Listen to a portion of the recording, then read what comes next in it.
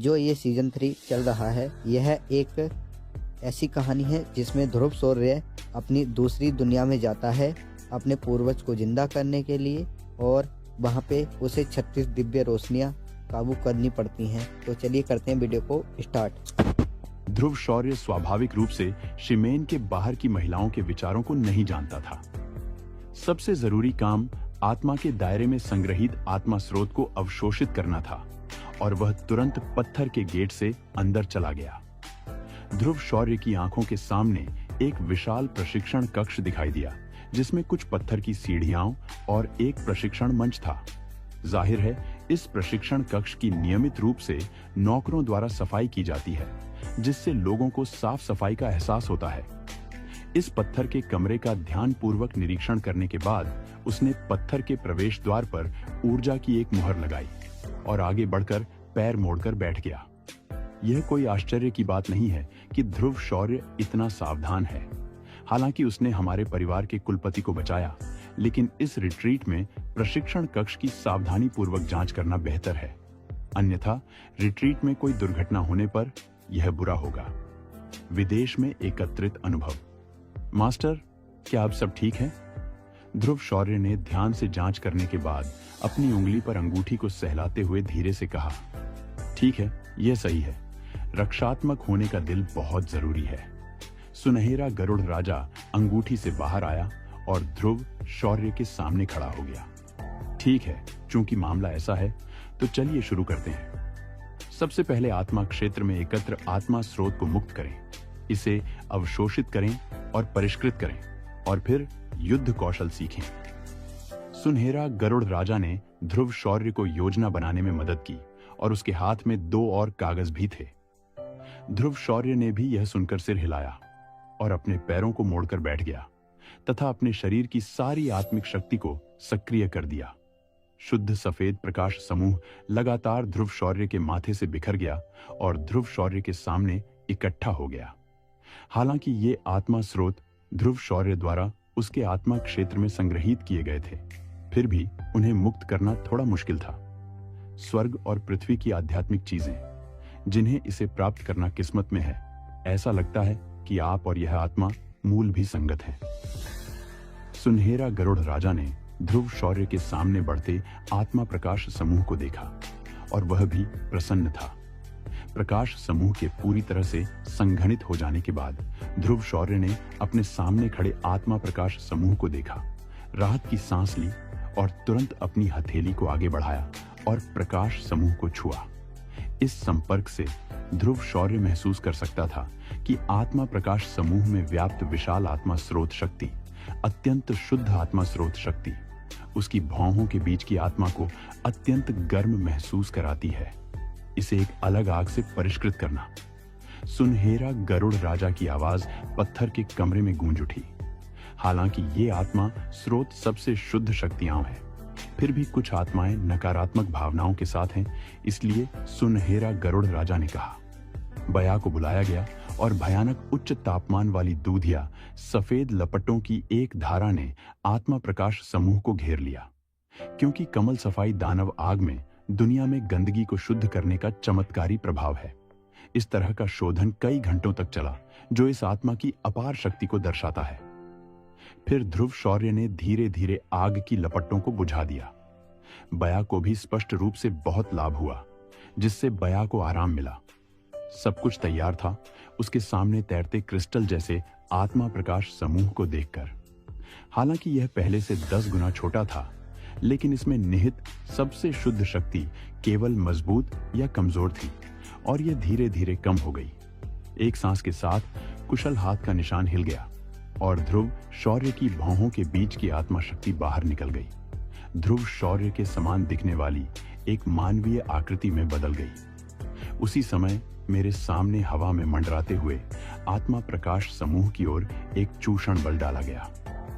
इस चूषण के उद्भव के साथ आत्मा प्रकाश समूह भी थोड़ा कांप उठा, और फिर आत्मा स्रोत की एक शक्ति जो पहले की तुलना में कई गुना शुद्ध थी, उसमें से फैल गई और अंत में ध्रुव शौर्य की आत्मा के चारों ओर लिपट गई।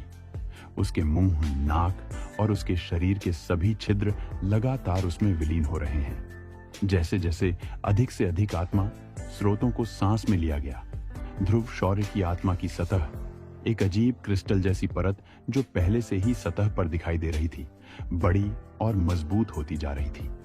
इस तरह का परिवर्तन पलक झपकते ही 20 दिनों तक चलता रहा। हवा में जमी आत्मा की आखिरी किरण भी इस समय ध्रुव शौर्य के मुंह में समा गई। शांत पत्थर के कमरे में चारों ओर देखते हुए 2 ध्रुव शौर्य हैं। उस शरीर से निकलने वाली आभा और रूप से पता चल सकता था कि असली ध्रुव शौर्य कौन था, क्योंकि उनकी आभा सभी 3 सितारा शक्ति देव थी।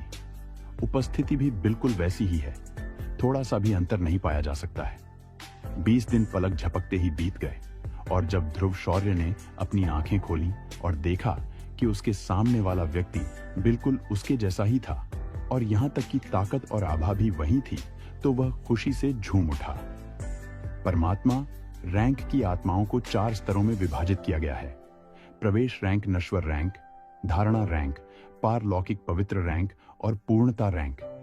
आपकी पिछली आत्मा शक्ति उस आत्मा में रहनी चाहिए थी जिसमें आपने अभी अभी शक्तिदेव रैंक क्षेत्र में कदम रखा है।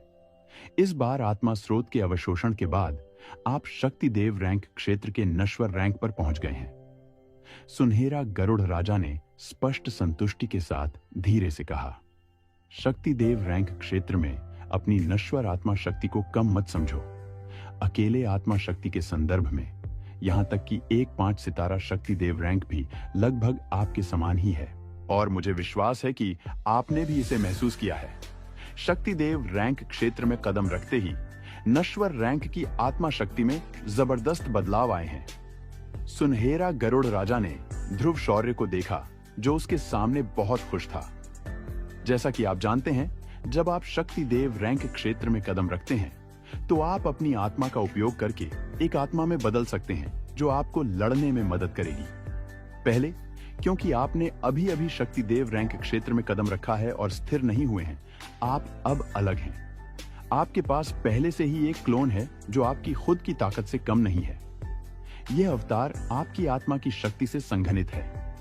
तुम्हारे सुधार के साथ उसकी ताकत बढ़ती है, लेकिन तुम्हें याद रखना चाहिए कि यह क्लोन आखिरकार तुम्हारी आत्मा शक्ति से ही संघनित है और दोनों समृद्ध हैं। अगर क्लोन को कोई असाध्य या चोट लगती है तो वह भी तुम्हें वापस मिल जाएगी। सुनहरा गरुड़ राजा ने ध्रुव शौर्य से गंभीरता से कहा। इससे पहले कि उसके गुरु ने कुछ कहा, ध्रुव शौर्य ने कमोबेश इसका अनुमान लगा लिया। अपने गुरु की बात सुनकर ध्रुव शौर्य के दिल में भी एक योजना थी। आत्मा शक्ति का हमला और यह अवतार एक हत्यारा माना जाना चाहिए। ओह, आप अपनी सांस पर करीब से नजर डालें। सुनहरा गरुड़ राजा ने आश्चर्य से ध्रुव शौर्य को देखा। ध्रुव शौर्य भी असमंजस में था। मूल रूप से ध्रुव शौर्य को 3 सितारा शक्ति देव के प्रारंभिक चरण के रूप में माना जाना चाहिए था, लेकिन अप्रत्याशित रूप से उसने कुछ शुद्धतम आत्मा शक्ति को अवशोषित कर लिया और अनजाने में प्रारंभिक 3 सितारा शक्ति देव के शिखर तक पहुंचने के लिए अपनी ताकत में सुधार किया। शक्ति देव के मध्य चरण में प्रवेश करने से केवल एक कदम दूर। आपको पता होना चाहिए कि शक्ति देव योद्धा के हर प्रमोशन के लिए बहुत ज्यादा ऊर्जा की जरूरत होती है। यह शुद्धतम आत्मा स्रोत ध्रुव शौर्य को शुरुआती चरण में 3 सितारा शक्ति देव के शिखर तक पहुंचा सकता है। यह सोचना कोई बुरी बात नहीं है। इन दिनों आप दुश्मन से निपटने के लिए लगातार रैंक बढ़ा रहे हैं, जो आपके लिए एक छोटा बोझ नहीं है, लेकिन लड़ने के कई फायदे भी हैं। अब अपनी ताकत में सुधार करने के लिए इस आत्मा शक्ति को अवशोषित करना उचित है। सुनहरा गरुड़ राजा ने कहा, क्या यह लगभग 3 सितारा शक्ति देव मध्यावधि है? ध्रुव शौर्य ने भी अपने निचले शरीर में ऊर्जा को ध्यान से महसूस किया। यह वास्तव में मामला था और सड़क को अभी भी कदम से कदम मिलाकर चलना था। मास्टर, अब जब मैंने अपनी आत्मा शक्ति को अवशोषित कर लिया है, तो आपके द्वारा बताए गए युद्ध कौशल भी मुझे सिखाए जाने चाहिए।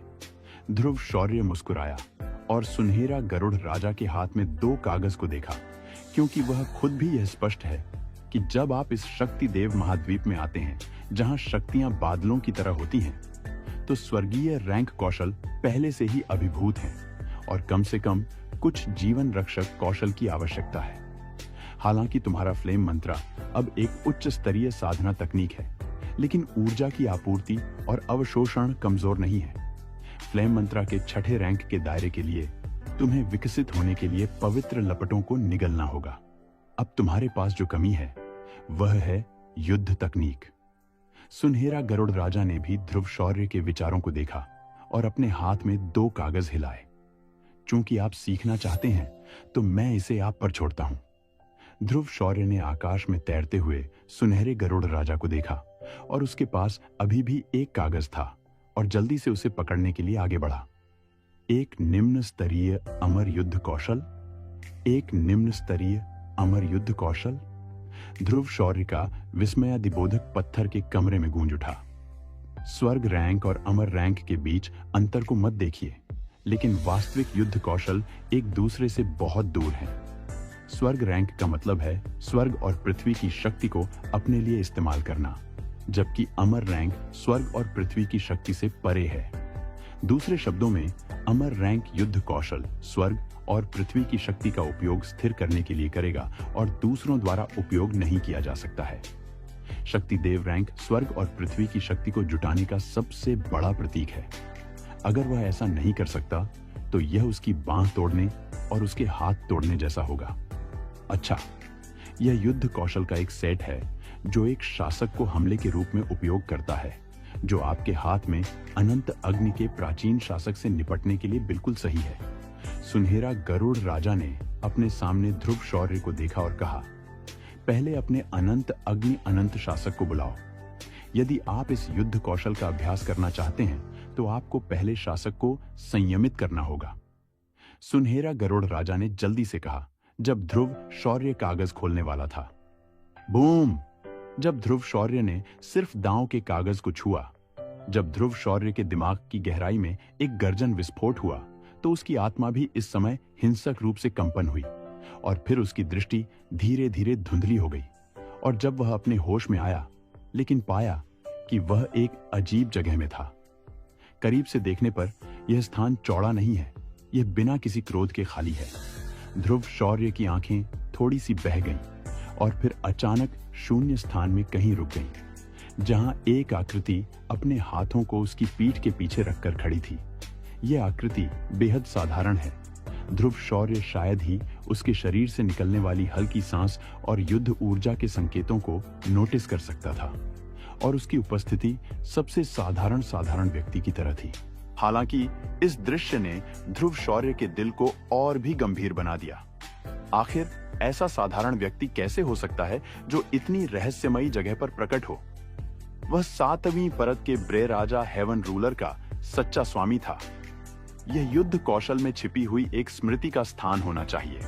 यह आकृति कोई वास्तविक शक्ति नहीं है, बल्कि उसके जीवन काल की स्मृति का एक टुकड़ा मात्र है।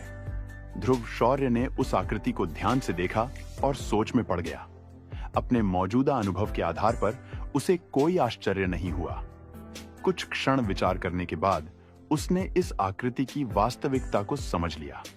जैसे ही उसने अंदाजा लगाया, आकृति ने ध्रुव शौर्य की ओर कोई ध्यान नहीं दिया। जैसे ही उसने इस स्थान में प्रवेश किया, हवा में पानी की तरह स्पष्ट ध्वनि गूंज उठी, जो धीरे धीरे पूरे स्थान पर फैल गई। 7 परत आकाश बिखरने वाला शासक अमर रैंक का निम्न स्तरीय युद्ध कौशल है। इसे मेरे जीवन की शक्ति और सैकड़ों युद्ध कौशल के संयोजन से बनाया गया था। यह सीधा पवित्र रैंक के युद्ध कौशल की सीमा को छूता है। यह 7 स्तरों में विभाजित है और प्रत्येक स्तर अत्यंत शक्तिशाली है। यदि सभी 7 स्तरों को एक साथ जोड़ा जाए तो इसकी शक्ति सीधे पवित्र रैंक के युद्ध कौशल के बराबर हो जाती है। स्पष्ट आवाज सुनते ही ध्रुव शौर्य की आंखें चमक उठी। उसके भीतर एक नई आशा जाग उठी। 7 परत शासक का संयोजन वास्तव में पवित्र रैंक के युद्ध कौशल के समकक्ष है। ध्रुव शौर्य के मन में विस्मय की लहर दौड़ गई। जिसने भी इस युद्ध कौशल का निर्माण किया था, वह सच में एक अद्वितीय योद्धा था।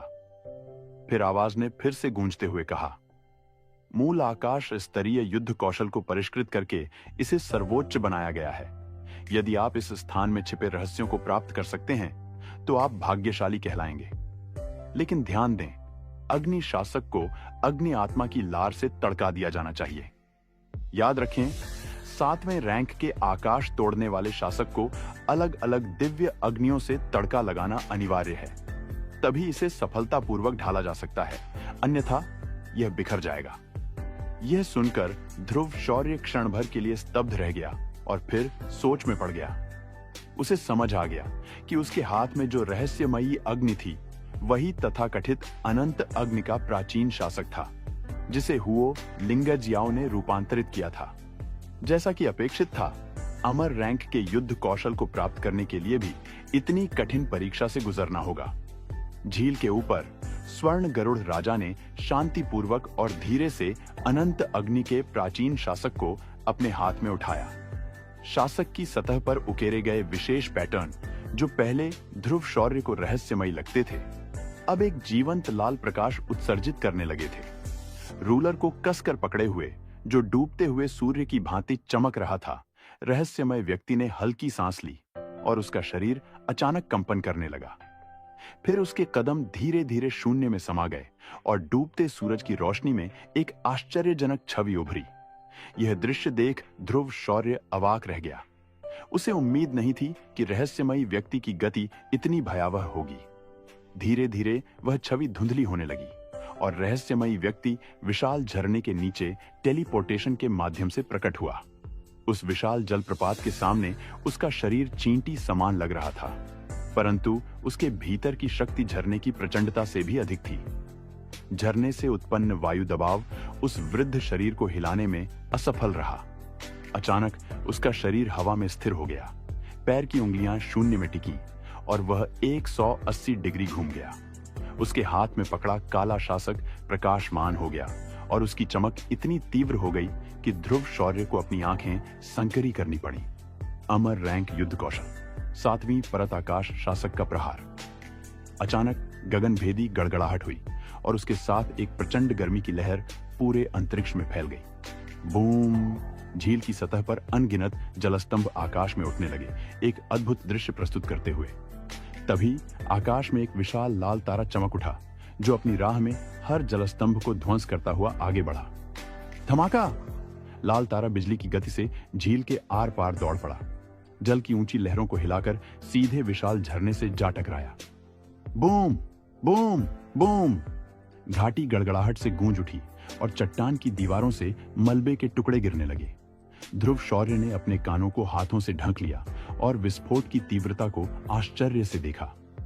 कुछ क्षण बाद उसने गहराई से सांस ली और झरने की ओर देखा, जहां धीरे धीरे वाष्पित जल के बीच उसका असली स्वरूप प्रकट होने लगा। झरने के पीछे की चट्टान पर 10 फीट लंबी और 4 फीट चौड़ी एक गहरी खाई चमक रही थी, मानो तलवार की एक ही चोट में उकेरी गई हो। पत्थर की दीवार पर अनगिनत दरारें किसी रेंगते बाघ की भांति फैल गई थी। 20 सेकंड के स्थिर प्रवाह के बाद झरने का पानी धीरे धीरे पुनः बहने लगा और उस विशाल खाई को छिपा दिया। ध्रुव शौर्य ने गहरी सांस ली, लेकिन उसके चेहरे पर डर नहीं बल्कि संकल्प की चमक थी। तभी हवा में एक गूंज उठी। यह एक सरल नियम है। जो भाग्यशाली हैं, उन्हें इस सीट का नाम याद रखना चाहिए। 7 पैरों वाला अमर। धीमी गूंजती हुई आवाज के साथ वह आकृति धीरे धीरे अंधकार में विलीन हो गई और अंततः पूरी तरह मिट गई। इस तरह इस दुनिया में बची हुई एक महान शक्ति की आखिरी छवि भी समाप्त हो गई। ध्रुव शौर्य ने सिर झुकाकर आदर पूर्वक प्रणाम किया और जैसे ही उसने आंखें खोली, उस पर काली रोशनी बरसने लगी, जिससे उसका शरीर धीरे धीरे टुकड़ों में बिखरने लगा। हेलो दोस्तों, स्वागत है आप सभी का हमारे यूट्यूब चैनल के अंदर। दोस्तों, हमारा जो चैनल है वो इस टाइम 3 स्टोरी चला रहा है, जिसके नाम है सूरवीर सीजन 2 और सुपर योद्धा सीजन 3 एंड ब्लड लाइन। दोस्तों, इन सभी स्टोरियों को सुनने के लिए आप लोग मेरे चैनल को सब्सक्राइब करके रखें एंड बेल आइकन को ऑल पे सेट कर लें, ताकि हमारी वीडियो की नोटिफिकेशन मिस ना हो। और जो ये सीजन 3 चल रहा है, यह एक ऐसी कहानी है जिसमें ध्रुव शौर्य अपनी दूसरी दुनिया में जाता है अपने पूर्वज को जिंदा करने के लिए, और वहाँ पे उसे 36 दिव्य रोशनियाँ काबू करनी पड़ती हैं। तो चलिए करते हैं वीडियो को स्टार्ट। आप कैसा महसूस कर रहे हैं? 7 फुट के अमर, मास्टर के शासक का शासक वास्तव में बहुत शक्तिशाली है। ध्रुव शौर्य की आंखें थोड़ी धुंधली थी क्योंकि वह अजीब अवस्था से बाहर निकल रहा था। यह स्पष्ट था कि 7वें रैंक के स्वर्ग विनाशकारी शासक की साधना पद्धति पहले से ही उसके दिमाग में अंकित हो चुकी थी। और यह आप पर बहुत अच्छा लगता है, सुनहरा गरुड़ राजा ने मुस्कुराते हुए कहा। आपका अलग अग्नि शाश्वत प्राचीन शासक स्वर्ग और पृथ्वी के बीच सबसे कठोर शासक है। इसे हजारों सालों से अलग अग्नि द्वारा कठोर बनाया गया है। यह लंबे समय से लोहे की तरह कठोर है और इसमें अलग अग्नि की विशेष दिव्य रोशनी शक्ति भी है। जब आकाश शासक प्रदर्शित होता है तो यह केवल आपकी वृद्धि को और मजबूत करेगा। सुनहरा गरुड़ राजा ने मुस्कुराते हुए ध्रुव शौर्य से कहा। मालिक ने जो कहा वह बिल्कुल सच है। चूंकि यह मामला है तो बहुत देर नहीं हुई है। चलो पहले रैंक का अभ्यास शुरू करते हैं। ध्रुव शौर्य भी इस पद्धति की शक्ति पर चकित था। आसमान तोड़ने का 7वां रैंक, पहला रैंक, 3 चरण तैराकी शासक। 1 कदम करीब है, 2 कदम पीछे हैं, 3 कदम हमला कर रहे हैं। आप आगे बढ़ सकते हैं या पीछे हट सकते हैं। ध्रुव शौर्य के दिमाग में साधना की विधि गूंज उठी। ध्रुव शौर्य की अनंत अग्नि का प्राचीन शासक धीरे धीरे ध्रुव शौर्य के हाथ में दिखाई दिया। ऐसा लग रहा था कि अभी अभी तड़के के बाद अनंत अग्नि का प्राचीन शासक बेहद भारी हो गया था। हालांकि यह वजन ध्रुव शौर्य के लिए उल्लेख करने लायक नहीं है, यह वास्तव में भारी हो गया है। और सावधानी पूर्वक महसूस करने के बाद विभिन्न अग्नि के प्राचीन शासक को लगता है कि अभी अभी 7 फुट के भटकने वाले अमर वरिष्ठ के विशेष तड़के के तहत खुद को दबाने में सक्षम हो गया है। द्वेष। ध्रुव शौर्य अब 3 सितारा शक्ति देव के अंतिम चरण में है और उसकी पीठ पर विभिन्न आग के इस प्राचीन शासक की सांस को एक सितारा शक्ति देव में संकुचित कर दिया गया है। हालांकि ध्रुव शौर्य ने इसे गंभीरता से नहीं लिया। अपनी खुद की ताकत को दबाना एक अच्छी बात से ज्यादा कुछ नहीं था और बाहर जाते समय कुछ साधन होना बेहतर था। यह ध्रुव शौर्य को मार्कश महाद्वीप में मरजान की याद दिलाता है और इसका प्रभाव बिल्कुल वैसा ही प्रतीत होता है। कुछ देर तक विचार करने के बाद बिना किसी हिचकिचाहट के ध्रुव शौर्य ने दोनों हाथों में अनंत अग्नि के प्राचीन शासक को पकड़ लिया और अभ्यास शुरू करने के लिए तैयार हो गया। 7वीं परत आकाश शासक को तोड़ते हुए तेज, निर्दयी और सटीक पर ध्यान दें। त्वरित शॉट बनाएं, जल्दी से लक्ष्य पर पहुंचे, निर्दयता से हमला करें। एक झटका घातक है। सटीकता के साथ गोली मार दी और महत्वपूर्ण बिंदु पर मारा। सुनहरा गरुड़ राजा धीरे धीरे प्रबुद्ध हो गया।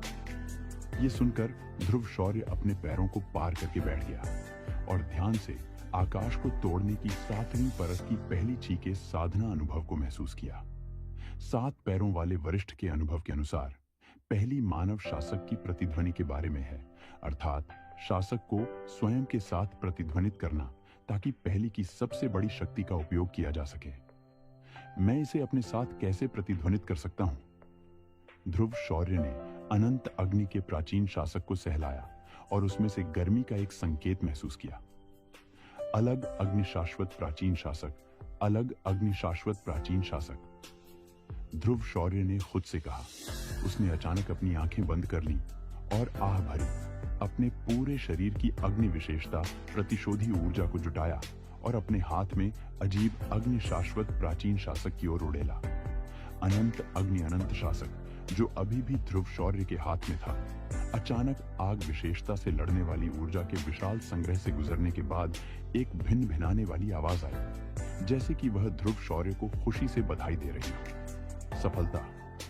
सबसे पहले ध्रुव शौर्य ने सोचा कि बया के प्राचीन शासक के साथ कैसे प्रतिध्वनित किया जाए, लेकिन फिर उसने इसके बारे में सोचा, क्योंकि बया के प्राचीन शासक बया का एक उत्पाद है। बया के लिए आत्मीयता काफी समान है। गांव। तभी ध्रुव शौर्य का बाद का दृश्य हुआ। अप्रत्याशित रूप से ध्रुव शौर्य संतुष्टि के साथ मुस्कुराया। अपने हाथ में बया के प्राचीन शासक से निकलती भिन्न भिनाने वाली ध्वनि को महसूस करते हुए ध्रुव शौर्य भी तुरंत उठ गया और बया के प्राचीन शासक को दोनों हाथों से कसकर पकड़ लिया। चारों ओर ढेर सारी रंगीन लपटें। पूरा पत्थर कक्ष आश्चर्यजनक रूप से शांत था, मानो स्वर्ग और पृथ्वी के बीच की ऊर्जा भी इस क्षण रुक गई हो। पत्थर के कमरे में ध्रुव शौर्य चुपचाप खड़ा था, जैसे कि एक मूर्ति गतिहीन थी, और उसके हाथ में अनंत अग्नि का प्राचीन शासक लगातार एक आश्चर्यजनक आभा बिखेर रहा था। 7वीं परत आकाश शासक को तोड़ रही है। पहला पैर 3 चरण वाला तैराकी रूलर। मैंने देखा कि मूल ध्रुव शौर्य एक टेलीपोर्टेशन की तरह था। पहला कदम सामने की ओर बढ़ रहा था, शासक क्षैतिज रूप से बदल गया। दूसरा कदम क्षैतिज रूप से आगे बढ़ रहा था, शासक लंबवत रूप से आगे बढ़ रहा था, और तीसरा कदम क्षैतिज रूप से आगे बढ़ रहा था। भारी आभा के साथ पत्थर के कमरे में शून्य की थोड़ी सी दरार के लिए आलोचना की गई थी। ध्रुव शौर्य के 3 पैर उसके सामने शून्य में गिरते हुए पूरा पत्थर का कमरा इस समय पूरी तरह से जम गया था, और 9 शांति से मौन की भावना आई। शासक ध्रुव शौर्य के हाथ से गिर गया, जैसे कि एक तूफान बह गया हो। ध्रुव शौर्य के 3 पैर उसके सामने शून्य में गिरते हुए पूरा पत्थर का कमरा इस समय पूरी तरह से जम गया था, और 9 शांति से मौन की भावना आई। शासक ध्रुव शौर्य के हाथ से गिर गया, जैसे कि एक तूफान बह गया हो। 3 कदम, हर कदम और जहां शासक गुजरता था विनाश की एक विशाल आभा लाता था, और अंतरिक्ष को बिखरने के लिए आलोचना की जाती थी। इसके अलावा यह ध्रुव शौर्य द्वारा जानबूझकर अपनी ताकत को दबाने के कारण हुआ था। अगर ध्रुव शौर्य ने अपनी ताकत को नहीं दबाया होता तो मुझे डर है कि यह पत्थर का कमरा विनाश की इतनी शक्तिशाली ताकत का सामना नहीं कर पाएगा। यह अमर रैंक का युद्ध कौशल बहुत भयानक है। शासक और खुद के बीच प्रतिध्वनि महसूस करते हुए ध्रुव शौर्य ने भी संतुष्टि के साथ सिर हिलाया। 7 परत वाले आकाश तोड़ शासक के युद्ध कौशल वास्तव में वही हैं जो उसे अब चाहिए। यह न केवल शक्तिशाली है, बल्कि इसे संभालना भी आसान है। सामान्य तौर पर वे अपनी ताकत को दबा सकते हैं, हालांकि बया की प्राचीन उल्नार हड्डी उसकी खुद की ताकत को दबा सकती है। जब बया का प्राचीन शासक गिर जाता है, तब ध्रुव शौर्य वास्तव में मजबूत होता है। हाँ, ये बुरा नहीं है। ये पहली बार था कि इतना शक्तिशाली आक्रमण जारी किया जा सका। सुनहरा गरुड़ राजा ने भी संतुष्टि के साथ ध्रुव शौर्य से कहा। दिन ब दिन समय बीतता गया, और पलक झपकते ही 5 दिन बीत गए। ध्रुव शौर्य ने भी इन 5 दिनों के दौरान 7वें रैंक के टूटते आकाश की पहली ची पर लगन से अभ्यास किया। आपकी वर्तमान पद्धति के अनुसार आप 4 सितारा शक्ति देव के खिलाफ बहुत ज्यादा नहीं झुक सकते हैं, और यह एक ही वार से घातक भी हो सकता है। बुरा नहीं, बुरा नहीं। सुनहरा गरुड़ राजा ने पिछले कुछ दिनों में 7वें रैंक के आकाश को चीरने वाले शासक के पहले पैर पर ध्रुव शौर्य के अभ्यास को भी ध्यान से देखा है। ऐसा इसलिए था क्योंकि उसने पहले भी इसी तरह के युद्ध कौशल का अभ्यास किया था, लेकिन वह केवल 5 दिनों में थोड़ा सा हासिल करने में सक्षम था, जिसने वास्तव में सुनहरा गरुड़ राजा को ध्रुव शौर्य को एक अलग नजरिए से देखने पर मजबूर कर दिया। जब यह बच्चा 7 सितारा शक्ति देव तक पहुंचेगा तो मुझे यह कोशिश करने का मौका मिलेगा। सुनहरा गरुड़ राजा ने ध्रुव शौर्य को देखा और खुद को थोड़ा आश्वस्त महसूस करने से रोक नहीं सका। मैं आखिरी बार अभ्यास कर रहा हूं। ध्रुव शौर्य के दिल में एक विचार था और वह हिलना भी शुरू कर रहा था। शांत पत्थर के कमरे में स्वर्ग और पृथ्वी की आध्यात्मिक ऊर्जा स्थिर लग रही थी। ध्रुव शौर्य के चिल्लाने पर पत्थर के कमरे में स्थिर स्थान भी अलग अलग आग के प्राचीन शासक द्वारा चकनाचूर कर दिया गया था। फिर ध्रुव शौर्य ने संतुष्टि में सिर हिलाया और अजीब आग लगा दी। शासक ने अपना रूप थोड़ा बदल दिया, अपनी पीठ पीछे कर ली और टूटी हुई जगहों की मरम्मत की। यह हमेशा किसी और का प्रशिक्षण कक्ष होता है। दूसरे लोग अकेले ही साधना करके किसी और के टूटे फूटे पत्थर के कमरे का मूल्य नहीं चुका सकते। यह बच्चा सुनहरा गरुड़ राजा ने जब ध्रुव शौर्य की सतर्क उपस्थिति देखी तो वह हंसने से खुद को रोक नहीं सका, लेकिन वह अपने दिल की गहराई से अपने गर्व को छिपा नहीं सका, जैसे कि वह आहें भर रहा था कि ध्रुव शौर्य का स्वभाव अच्छा था। ठीक है, चूंकि मरम्मत पूरी हो गई है, इसलिए हम लगभग पीछे हट गए हैं। ध्रुव शौर्य ने अपने माथे पर पसीना पोंछते हुए कहा, लेकिन आप इससे पहले एक बात भूल गए। काले रंग के उस आदमी को याद है? जब सुनहरा गरुड़ राजा बोल रहा था तो ध्रुव शौर्य ने पाया कि सुनहरा गरुड़ राजा के हाथ में अभी भी एक काला कागज था, वह जिसने मौर्य परिवार को मार डाला। ध्रुव शौर्य ने भी आश्चर्य से मुस्कुराते हुए सुनहरा गरुड़ राजा को देखा। हाँ, उस समय मेरे गुरु ने भूत से छुटकारा पाने के लिए अपने हाथों का इस्तेमाल किया था, और जब वह कुछ बिखरी हुई आत्माओं को इकट्ठा कर रहा था तो गुरु को कुछ मिल गया था, लेकिन ध्रुव शौर्य उस समय बहुत कमजोर था और भूल गया। अब शिजू के ऐसा कहने के बाद मुझे अचानक से गहरी दिलचस्पी हो गई। मैं काले कपड़े पहने उस आदमी के रैंक पर आना चाहता था जिसने कहा था कि मौर्य परिवार ने उन चीजों में दखल दिया है जिन्हें छुआ नहीं जाना चाहिए और जिन्हें तथाकथित रूप से छुआ नहीं जाना चाहिए। चीजें कोई साधारण चीजें नहीं है। क्या काले कपड़े वाले आदमी ने यही कहा था? ध्रुव शौर्य भी काले रंग के कागज को घूर रहा था। हाँ, काले कपड़े वाले आदमी ने यही कहा था, और साथ ही मुझे लगता है कि यही वह बात थी जिसके कारण मौर्य परिवार नष्ट हो गया। सुनहरा गरुड़ राजा ने धीरे से कहा, इस दुनिया में अनगिनत अजीब चीजें हैं, लेकिन हर कोई मासूमियत और अपराध के आदर्श को जानता है। यदि आपके पास खजाने हैं और पर्याप्त ताकत के बिना दूसरों के लिए जाने जाते हैं तो यह केवल दूसरों को शिकार करने और मारने के लिए आकर्षित करेगा, जैसे कि मौर्य परिवार। बहुत सारे हैं, इसे पकड़ो, तुम अपनी पूरी ताकत से इसे खोलने की कोशिश कर सकते हो। सुनहरा गरुड़ राजा ने काले रंग का कागज ध्रुव शौर्य की ओर फेंका। जाहिर तौर पर वह चाहता था कि वह इसे खुद समझे। ध्रुव शौर्य के हाथ में एक अकथनीय शक्ति थी जो भयावह रूप से कागज से नीचे आ रही थी, लेकिन जब ध्रुव शौर्य इसे खोलना चाहता था तो वह इसे खोल नहीं सका। चाहे कुछ भी हो यह देखकर ध्रुव शौर्य को भी इस कागज की असाधारणता का पता चला, लेकिन वह असहाय नहीं था और उसने तुरंत अपनी विशाल आत्मा शक्ति को कागज की ओर मोड़ दिया। स्पर्श करो। ध्रुव शौर्य के हाथ से हल्का कंपन आया। जाहिर है ध्रुव शौर्य की आत्मा शक्ति अभी अभी विफल हुई है। दूसरे शब्दों में ध्रुव शौर्य के हाथ में मौजूद काले रंग के कागज ने वास्तव में ध्रुव शौर्य की आत्मा शक्ति को पीछे धकेल दिया। केवल दो संभावनाएं हैं। एक तो यह कि इस कागज को बनाने वाले की आत्मा शक्ति ध्रुव शौर्य से कहीं ज्यादा मजबूत है और ध्रुव शौर्य की आत्मा शक्ति काफी नहीं है, इसलिए वह कागज नहीं खोल सकता। इसे खोलने के लिए भी एक खास तरीके की जरूरत है। ध्रुव शौर्य भी एक ऐसा पात्र था जिसने हार मानने से इनकार कर दिया था, और फिर बया ने उसे बुलाया और आग की लपटों ने कागज को निगल लिया। Boom boom boom. काले रंग का कागज बिना किसी प्रतिक्रिया के झुलसती लपटों को सहन कर रहा था। यह ध्रुव शौर्य ने असहाय भाव से सुनहरा गरुड़ राजा की ओर देखा। यह पहली बार था जब ऐसी अनसुनी घटना हुई थी। ऐसा कागज कैसे हो सकता है? ध्रुव शौर्य ने मन ही मन सोचा। ठीक है, उदास मत हो। यदि यह कागज आसानी से हल किया जा सकता तो यह राक्षसों द्वारा लक्षित नहीं होता। सुनहरा गरुड़ राजा ने ध्रुव शौर्य की असहायता देखकर कहा, मास्टर, क्या आपके पास इस कागज को खोलने का कोई तरीका है? ध्रुव शौर्य ने सुनहरा गरुड़ राजा से पूछा। उसे लगा कि उसके गुरु की शक्ति से इस कागज से निपटना संभव होना चाहिए। हाँ, लेकिन अगर मैंने इसे खोल दिया तो इसमें जो महान अवसर है वह तुम्हारा नहीं रहेगा। यह कहते हुए उसने मुस्कुराते हुए ध्रुव शौर्य की ओर देखा। एक बड़ा मौका। ध्रुव शौर्य उलझन में पड़ गया। यह कागज खुल नहीं रहा था और अब मास्टर ने किसी बड़े मौके की बात कर दी।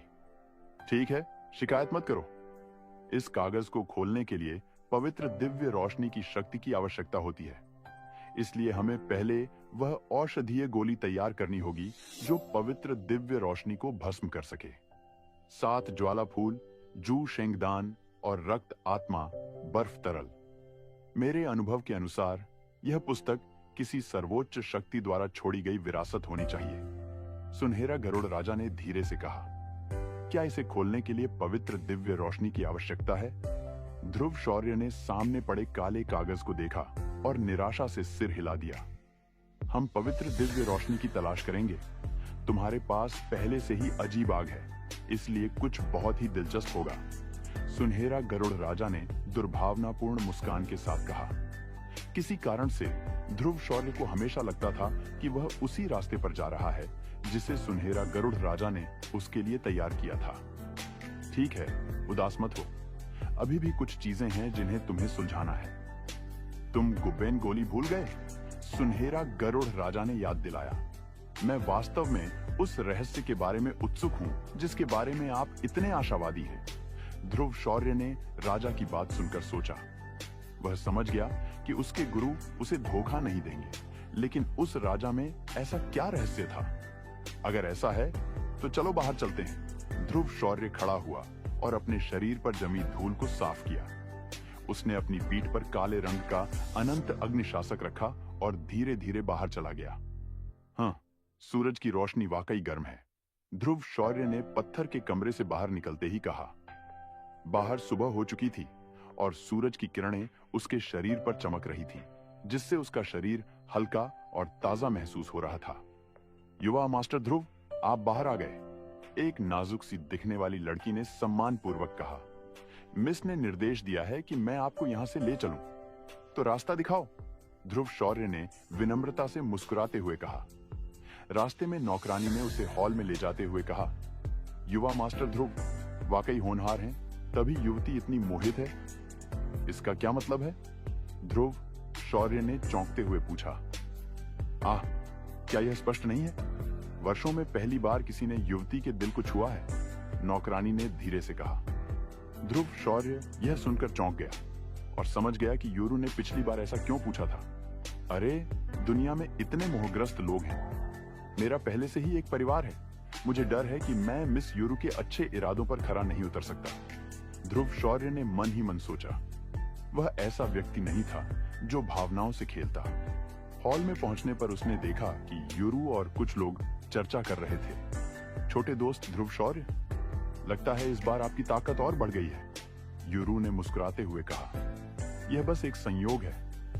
आपके एकांतवास के दौरान युवती किंगयुआन एक बार जागी थी, लेकिन फिर से कोमा में चली गई। हमने कई चिकित्सकों को बुलाया, लेकिन कोई समाधान नहीं मिला। शक्तिदेव रैंक के गरुड़ के तिलिस्मी पत्थर के निशान हैं। ऐसा कहा जाता है कि जानवरों के खंडहर खुलने वाले हैं और वहां शक्तिदेव रैंक के गरुड़ का तिलिस्मी पत्थर भी है, यूरू ने गंभीर स्वर में कहा। राक्षसों के अवशेष? वह क्या है? ध्रुव शौर्य ने चौंकते हुए पूछा। यहाँ है साफ सुथरा संस्करण। तुम सब नीचे जाओ, यूरू ने आदेश दिया। हॉल में केवल यूरू, उनके पिता और ध्रुव शौर्य रह गए। यूरू ने ध्रुव शौर्य को देखा जो उलझन में था और मुस्कुराते हुए कहा, यह राक्षसी जानवर पर्वत आत्मा महाद्वीप के किंगचेंग शहर के पास एक प्रसिद्ध भयंकर स्थान है।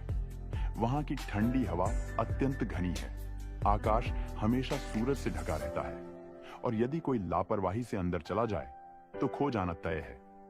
पहाड़ों में कई शक्तिशाली और खूनी राक्षस भी हैं, जिनसे निपटना आसान नहीं है। इस बार राक्षसों के अवशेष इसी पर्वत में स्थित हैं। अफवाह है कि इन अवशेषों में अमर रैंक के युद्ध कौशल और अनगिनत तकनीक की गोलियां हैं, लेकिन सबसे महत्वपूर्ण बात यह है कि इस बार खंडहरों में कुछ असामान्य हो रहा है। जो भी खोज के लिए अंदर गया वह अब तक वापस नहीं लौटा। किसी को नहीं पता कि उनके साथ क्या हुआ।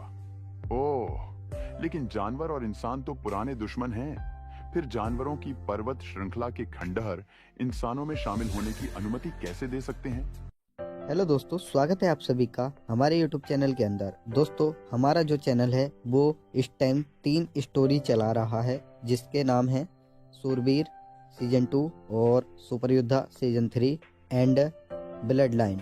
दोस्तों, इन सभी स्टोरियों को सुनने के लिए आप लोग मेरे चैनल को सब्सक्राइब करके रखें एंड बेल आइकन को ऑल पे सेट कर लें, ताकि हमारी वीडियो की नोटिफिकेशन मिस ना हो।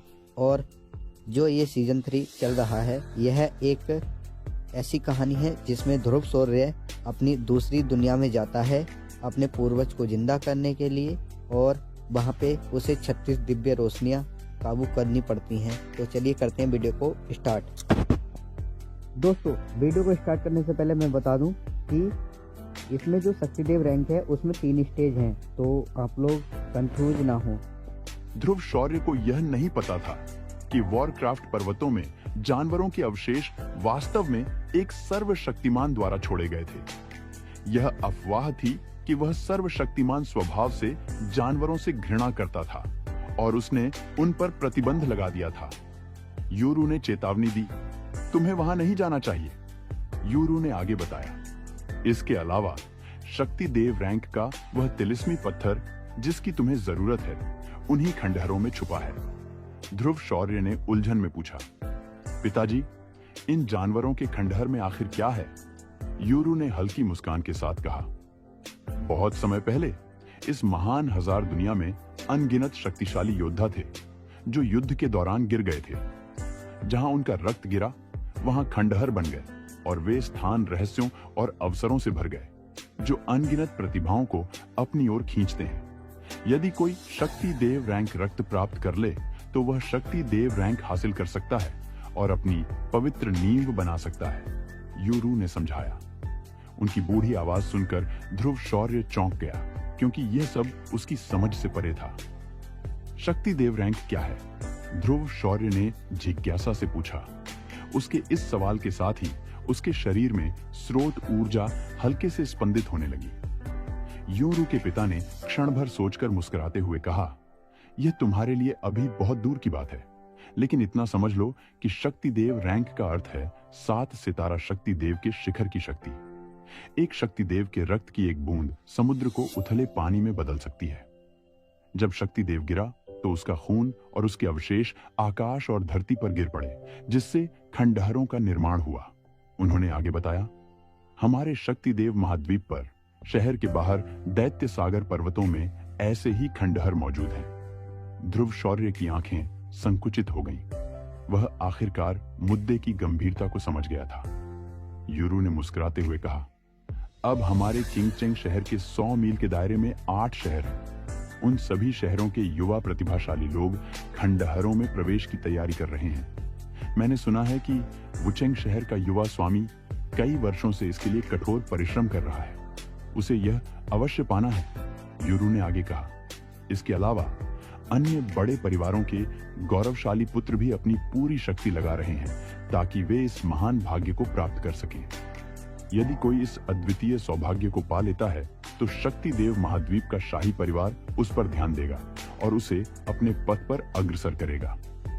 ध्रुव शौर्य ने आश्चर्य से पूछा, शक्ति देव शाही परिवार? यूरू मुस्कुराते हुए बोले, यह सामान्य है कि तुमने उनके बारे में नहीं सुना। केवल कुछ ही लोग उनके अस्तित्व से परिचित हैं। संक्षेप में कहूं तो यह शाही परिवार महाद्वीप का वास्तविक शासक है। उनकी शक्ति इतनी विशाल है कि उनके सामने हम सब चींटियों के समान हैं। ध्रुव शौर्य ने व्यंग्यात्मक मुस्कान के साथ सिर हिलाया। यह शक्ति वाकई उसकी वर्तमान स्थिति से बहुत दूर थी, मगर खंडहरों में छिपे अवसर और खतरे अब उसके सामने स्पष्ट थे। उसने चिंतित स्वर में पूछा, लेकिन अगर खंडहर इतने महत्वपूर्ण हैं, तो क्या विभिन्न ताकतें अपने सबसे शक्तिशाली योद्धाओं को नहीं भेजेंगी? यूरू ने सिर हिलाते हुए समझाया, खंडहरों की भूमि में शक्तिदेव रैंक की ऊर्जा व्याप्त है। जितना अधिक शक्तिशाली व्यक्ति होगा, वहां प्रवेश करते ही उसे उतना ही अधिक दमन झेलना पड़ेगा। उन्होंने आगे कहा, अगर कोई मजबूत व्यक्ति इस दबाव के कारण किसी कमजोर के हाथों मारा जाना नहीं चाहता, तो वह आसानी से प्रवेश करने की हिम्मत नहीं करेगा। यूरू ने ध्रुव शौर्य की ओर देखा और हल्की मुस्कान के साथ कहा, छोटे दोस्त, यदि खंडहरों का महान भाग्य अन्य शहरों के अभिमानी युवाओं के हाथ में चला गया, तो तुम्हारे लिए शक्ति देव रैंक के गरुड़ का तिलिस्मी पत्थर पाना लगभग असंभव हो जाएगा। उन्होंने ठहरकर आगे कहा, बेशक अपनी वर्तमान शक्ति के साथ तुम्हारे लिए उन लोगों को हराना आसान नहीं होगा। फिर उन्होंने चुनौती भरे स्वर में पूछा, तो क्या तुम्हारे भीतर इतनी हिम्मत है कि तुम इस महान सौभाग्य के लिए प्रयास करो? ध्रुव शौर्य ने गहरी सांस ली, अपनी आंखें बंद की और कुछ देर बाद उन्हें धीरे धीरे खोला। उसकी आंखों में अब एक नई चमक थी। वह समझ चुका था कि अन्य शहरों के अभिमानी युवक पहले ही उससे आगे बढ़ चुके थे। यदि वे खंडहरों का महान भाग्य प्राप्त कर लेते, तो हुंडाल का रहस्य कभी उजागर नहीं हो पाता। उसके कंधों पर अपने कबीले के लोगों को ढूंढने, सुनहरा गरुड़ राजा की शक्ति लौटाने, पवित्र लपटें इकट्ठा करने और सबसे महत्वपूर्ण बात, ईरा और अन्य साथियों को खोजने का भार था। इन सभी के लिए शक्ति अनिवार्य थी। ध्रुव शौर्य ने मन ही मन संकल्प किया, एक बार में एक कदम, हर अवसर का भरपूर लाभ उठाना होगा। अब वह जानता था कि यदि उसे दूसरों को पीछे छोड़ना है तो उसे अपने साहस, बुद्धिमत्ता और संकल्प के साथ खंडहरों में प्रवेश करना ही होगा। शक्तिदेव महाद्वीप में कदम रखने के साथ ही उसने यह ठान लिया था कि वह कभी हार नहीं मानेगा। तो ध्रुव शौर्य ने यूरू को देखा जो उस पर बैठा था, गंभीरता से अपनी मुट्ठी बांध ली और सलामी दी। ध्रुव शौर्य, मार्गदर्शन के लिए वरिष्ठों को धन्यवाद। वह बहुत भाग्यशाली था कि उसकी मुलाकात यहाँ यूरू के पिता से हुई, जिससे उसने महान रचना को छूने का मौका नहीं गंवाया। फिर यह तथाकथित मौका, मैं ध्रुव शौर्य कुछ भी नहीं मांग सकता। बोलने के बाद ध्रुव शौर्य के चेहरे पर एक चमकदार मुस्कान थी। हाँ, मुझे पता था कि तुम सरल नहीं हो। तुम एक अग्नि योगिनी जैसी अजीब चीज के साथ एक साधारण व्यक्ति कैसे हो सकते हो? और इस बार खंडहर में छोटी लड़की को भी कुछ चाहिए। मैंने उसे नक्शा पहले ही दे दिया है। ध्रुव शौर्य ने यूरू को देखा जो उसके सामने खड़ी थी। उसने गंभीरता से अपनी मुट्ठी बांधकर सलामी दी। ध्रुव शौर्य, मार्गदर्शन के लिए वरिष्ठों का धन्यवाद। वह खुद को भाग्यशाली समझ रहा था कि उसे यूरू के पिता से मिलने का अवसर मिला, जिससे उसने महान रचना को समझने का मौका नहीं गंवाया। फिर यह तथाकथित अवसर, मैं ध्रुव शौर्य कुछ भी नहीं मांग सकता। बोलने के बाद ध्रुव शौर्य के चेहरे पर एक चमकदार मुस्कान आ गई। हाँ, मुझे पहले ही पता था कि तुम साधारण नहीं हो। जो व्यक्ति अग्नि योगिनी जैसी दुर्लभ वस्तु के साथ चलता है, वह साधारण कैसे हो सकता है? इस बार खंडहर में जाने के लिए छोटी लड़की को भी कुछ चाहिए। मैंने उसे नक्शा पहले ही दे दिया है। आज ही सामान पैक करो और चले जाओ। यह कहते हुए वह लॉबी से बाहर चला गया। ध्रुव, शौर्य और यूरू एक दूसरे को देखते रह गए। मैं इस बार भी तुम्हें परेशान करने जा रही हूं। यूरू ने हल्की मुस्कान के साथ अपना हाथ हिलाया और झुकते हुए कहा, धन्यवाद ध्रुव शौर्य। ध्रुव शौर्य ने उसका आशय समझ लिया और मुस्कुराते हुए लॉबी से बाहर निकल गया। वुचेंग शहर के मुख्य हॉल के सामने कई नौकर आसमान की ओर देख रहे थे। ऊंचे मंडप के ऊपर से एक जोरदार लाल लड़ाकू ऊर्जा आसमान में उठ रही थी। वह ऊर्जा एक चमकते सूरज जैसी थी जो बेहद गर्मी बिखेर रही थी। हवा झुलस रही थी और आसपास की जगहों के पत्थर तक गर्मी से मुड़ने लगे थे। अपने बेटे को विदा करने के लिए बधाई। हम आपकी सुरक्षित वापसी की कामना करते हैं। नीचे खड़े कई लोगों की आवाजें उठने लगी। तभी लाल लड़ाकू ऊर्जा आग के बादल की तरह दहाड़ उठी। उस बादल के ऊपर एक पतला व्यक्ति अपनी पीठ के पीछे हाथ बांधे खड़ा था। उसकी आंखों में अवमानना थी, मानो नीचे विदा करने वाले लोगों का उसके लिए कोई महत्व न हो। उसकी निगाह हवेली के गहरे हिस्से की ओर टिक गई, जहां एक विशेष कमरा था। थोड़ी देर तक देखने के बाद उसने अपनी नजर हटा ली और बिना कोई संकोच किए लाल दाग पर पैर रखते ही वह आकाश में गायब हो गया। दूसरी ओर तलवार राजा शहर के पास एक अकेले पर्वत शिखर के नीचे एक युवक धीरे धीरे पहाड़ से उतर रहा था। उसने भूरा लबादा पहन रखा था और उसकी आंखों के चारों ओर काला कपड़ा बंधा था, जो उसे और भी रहस्यमयी बना रहा था। उसके पीछे एक काली तलवार टंगी थी जो सरल लेकिन असाधारण रूप से शक्तिशाली थी। जहां भी वह कदम रखता, वहां के पत्थर चुपचाप दरक जाते और कटाव इतना साफ होता मानो किसी धारदार हथियार से काटा गया हो। उसने सिर उठाया और किसी दूर स्थान की ओर देखते हुए धीरे से बुदबुदाया, खंडहर की भूमि। मुझे अपनी तलवार की धार तेज करने के लिए एक सच्चे प्रतिद्वंद्वी की आवश्यकता है। वुचेंग शहर का वुहुआन और जियांची, ये दोनों अच्छे प्रतिद्वंद्वी हो सकते हैं, है ना? उसके इन शब्दों पर उसकी पीठ पर बंधी काली तलवार हल्की सी कांप उठी, मानो वह भी अपने योग्य प्रतिद्वंद्वियों से टकराने के लिए उत्सुक हो। इसी बीच 10,000 जानवरों के शहर में एक भयानक जानवर की दहाड़ गूंज उठी। सभी ने देखा कि एक विशाल पंखों वाला जानवर अपने पंख फड़फड़ाते हुए आसमान में उड़ रहा था। उस जानवर की पीठ पर घुटनों के बल बैठी एक नाजुक युवती थी, जिसके लंबे हरे बाल हवा में लहरा रहे थे। उसकी चंचल आंखों में अजीब चमक थी। उसके कंधे पर बैठा बर्फीले नीले रंग का एक छोटा पक्षी चहचहा रहा था, जिसकी आंखों में असीम शीतलता थी। ही ध्रुव, हम आखिरकार खेलने के लिए बाहर जा सकते हैं। लड़की ने उत्साह से पक्षी को सहलाते हुए कहा, मैंने सुना है कि खंडहर वाकई मजेदार है। वहां कई महान लोग जा रहे हैं। 10,000 जानवरों के शहर में हमारी पीढ़ी का कोई भी हमें हरा नहीं सकता। उम्मीद है कि वे लोग उबाऊ नहीं होंगे। चलो। डर। उसकी इस आवाज पर पंखों वाले जानवर ने धीमी गर्जना की, अपने पंखों को तेजी से फड़फड़ाया और हवा में गायब हो गया। इसी समय एक अन्य शहर की दीवार के पास एक गंजा आदमी हाथ में लंबा भाला लिए बाहर निकला। यह महान भाग्य मेरा है। इतना कहते ही वह भूत की तरह गायब हो गया, मानो सीधे खंडहर की ओर भाग रहा हो। एक अन्य क्षेत्र में एक तकनीक प्रांगण के भीतर हिंसक युद्ध ऊर्जा चारों ओर फैल रही थी। कई आकृतियां शर्मिंदगी से पीछे की ओर उड़ रही थी। हाँ, तुम सब बहुत कमजोर हो। यह उबाऊ है, बहुत उबाऊ। मेरे पिता से कहो कि मैं खंडहर जा रहा हूं, यहां और नहीं रह सकता। भीड़ के बीच सिर्फ एक व्यक्ति खड़ा था, जिसका शरीर लोहे की मीनार जैसा मजबूत था और वह किसी क्रूर वानर की तरह दिख रहा था।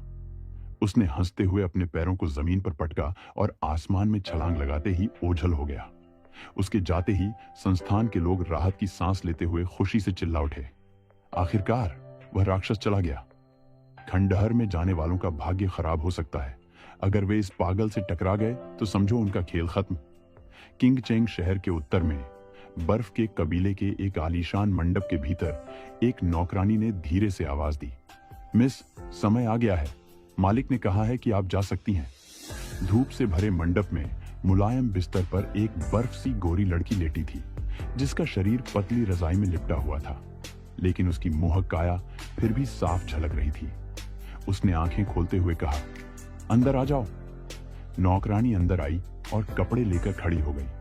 लंबी काली स्कर्ट में लिपटी उस युवती का पतला मगर आकर्षक शरीर सबका ध्यान खींचने के लिए पर्याप्त था। ही जाओ भी, मेरे पिता से कहना कि इस बार मैं उनके लिए एक आदर्श दामाद ढूंढ कर ही लौटूंगी। नौकरानी ने असहाय स्वर में याद दिलाया। मालिक ने सौभाग्य प्राप्त करने को प्राथमिकता देने के लिए कहा है। अच्छे पति से बड़ा सौभाग्य और क्या हो सकता है? युवती ने आंखें मटकाईं और खिलखिलाकर हंस पड़ी। ठीक है, चलो चलते हैं। इसके बाद उसने अपना हाथ हिलाया और कुछ ही पल में उसकी छवि आंखों के सामने से गायब हो गई। नौकरानी ने उसकी चपलता को देखकर प्रशंसा में सिर हिलाया। मालकिन की गतिशीलता कौशल देव महाद्वीप में अपने समकक्षों के बीच शीर्ष पर है। दूर एक उदास जगह में, जहां हड्डियों के ढेर लगे थे और पूरी भूमि मृत्यु की आभा से भरी थी, अचानक हलचल हुई। क्लिक। कुछ आकृतियां धीरे धीरे पहाड़ से बाहर निकल रही थीं। उनके शरीर नीले पड़ गए थे और आंखें खाली थीं, मानो वे जीवित मृतक हों। वे अपने कंधों पर एक बड़ी पालकी लिए हुए थे और पालकी का ढांचा सफेद था, लेकिन उस पर खून से लथपथ भूतों के चेहरे बने हुए थे, जिससे एक भयावह और भयानक माहौल बन रहा था। बादल वाली हवा सीटी बजाने लगी और सफेद पर्दे लहराने लगे। सफेद पर्दे के नीचे एक युवा चेहरा उभरा, जो पीला और रक्तहीन था। उसकी आंखें भूरी थीं और उसका शरीर मृत्यु की आभा में लिपटा हुआ लग रहा था, जिसे देखकर लोग कांप उठते थे।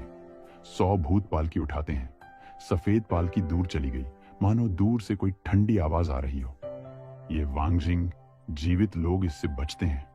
उसी समय पूरे देव महाद्वीप में दुनिया भर से कई प्रसिद्ध प्रतिभाएं आई थीं और उनके लक्ष्य एक ही थे। सभी महाद्वीप के केंद्र में स्थित अवशेषों की भूमि की ओर बढ़ रहे थे। इस प्रकार पूरे देव महाद्वीप में अनगिनत नजरें एक साथ टिक गई थीं। हर कोई जानना चाहता था कि जब ये सारे गौरवान्वित युवा नायक एक साथ भिड़ेंगे तो कितना अद्भुत नजारा होगा। लेकिन जो भी हो, वर्तमान में ये खंडहर पूरे महाद्वीप का केंद्र बन गए थे। किंग चेंग शहर के बाहर मूल रूप से शांतिपूर्ण वॉरक्राफ्ट पर्वत तुरंत जीवंत हो उठे, क्योंकि हर कोई जानता था कि वॉरक्राफ्ट पर्वत में छिपी खंडहर गुफा खुलने वाली थी। चलो थोड़ी देर के लिए यहाँ रुकें और शियाओई के लिए कुछ राशन खरीदें। अपनी पीठ पर एक काला और भारी रूलर लटकाए एक आदमी ने कहा। एक दिन की भागदौड़ के बाद ध्रुव शौर्य और युरू भी राक्षसी जानवर पर्वत के बाहरी इलाके में एक आपूर्ति बिंदु पर आ गए। खंडहर के खुलने का इंतजार कर रहे थे। चूंकि ध्रुव शौर्य जानता था कि बया एक अग्नि योगिनी थी, इसलिए उसने दूसरों को जानने से रोकने के लिए बया के लिए विशेष रूप से छठे क्रम की परिवर्तन गोली को परिष्कृत किया ताकि वह आकार बदल सके। अब बया पूरी तरह से एक छोटे जानवर के रूप में प्रस्तुत होती थी, असाधारण रूप से प्यारी और साथ ही क्रूर। लेकिन अजीब बात यह थी कि बया अग्नि प्रकार की औषधीय जड़ी बूटियों या औषधीय सामग्रियों को खाने से नहीं हिचकिचाती थी और उसकी भूख बहुत बढ़ गई थी। यही वजह थी कि ध्रुव शौर्य ने उसके लिए अलग से राशन खरीदने का निर्णय लिया। ध्रुव शौर्य ने बया को कंधों से पकड़ लिया। दोनों बड़ी आंखों से एक दूसरे को घूर रहे थे। अंत में उसने असहायता से सिर हिलाया और यूरू को निर्देश देने के बाद आपूर्ति खरीदने के लिए अन्य क्षेत्रों में चला गया। यह राक्षसी जानवर पहाड़ों के बाहर एक आपूर्ति बिंदु था, जहां से कई उपचार दवाएं और आवश्यक चीजें खरीदी जा सकती थी। आपूर्ति क्षेत्र में ध्रुव शौर्य को एक नौकरानी मिली। उसे अपनी जरूरत की हर चीज समझाने के बाद नौकरानी ने उसे थोड़ी देर बैठने को कहा और तैयारी करने चली गई। ध्रुव शौर्य वहीं बैठा बया को गोद में लिए इंतजार करने लगा, लेकिन बया इस पूरे माहौल से चिढ़ी हुई लग रही थी। इसी दौरान ध्रुव शौर्य ने अचानक महसूस किया कि कोई उसे अजीब नजरों से घूर रहा है। उसने सतर्कता के साथ अपनी भौहें सिकोड़ते हुए पीछे मुड़कर देखा तो वह एक पल के लिए स्तब्ध रह गया।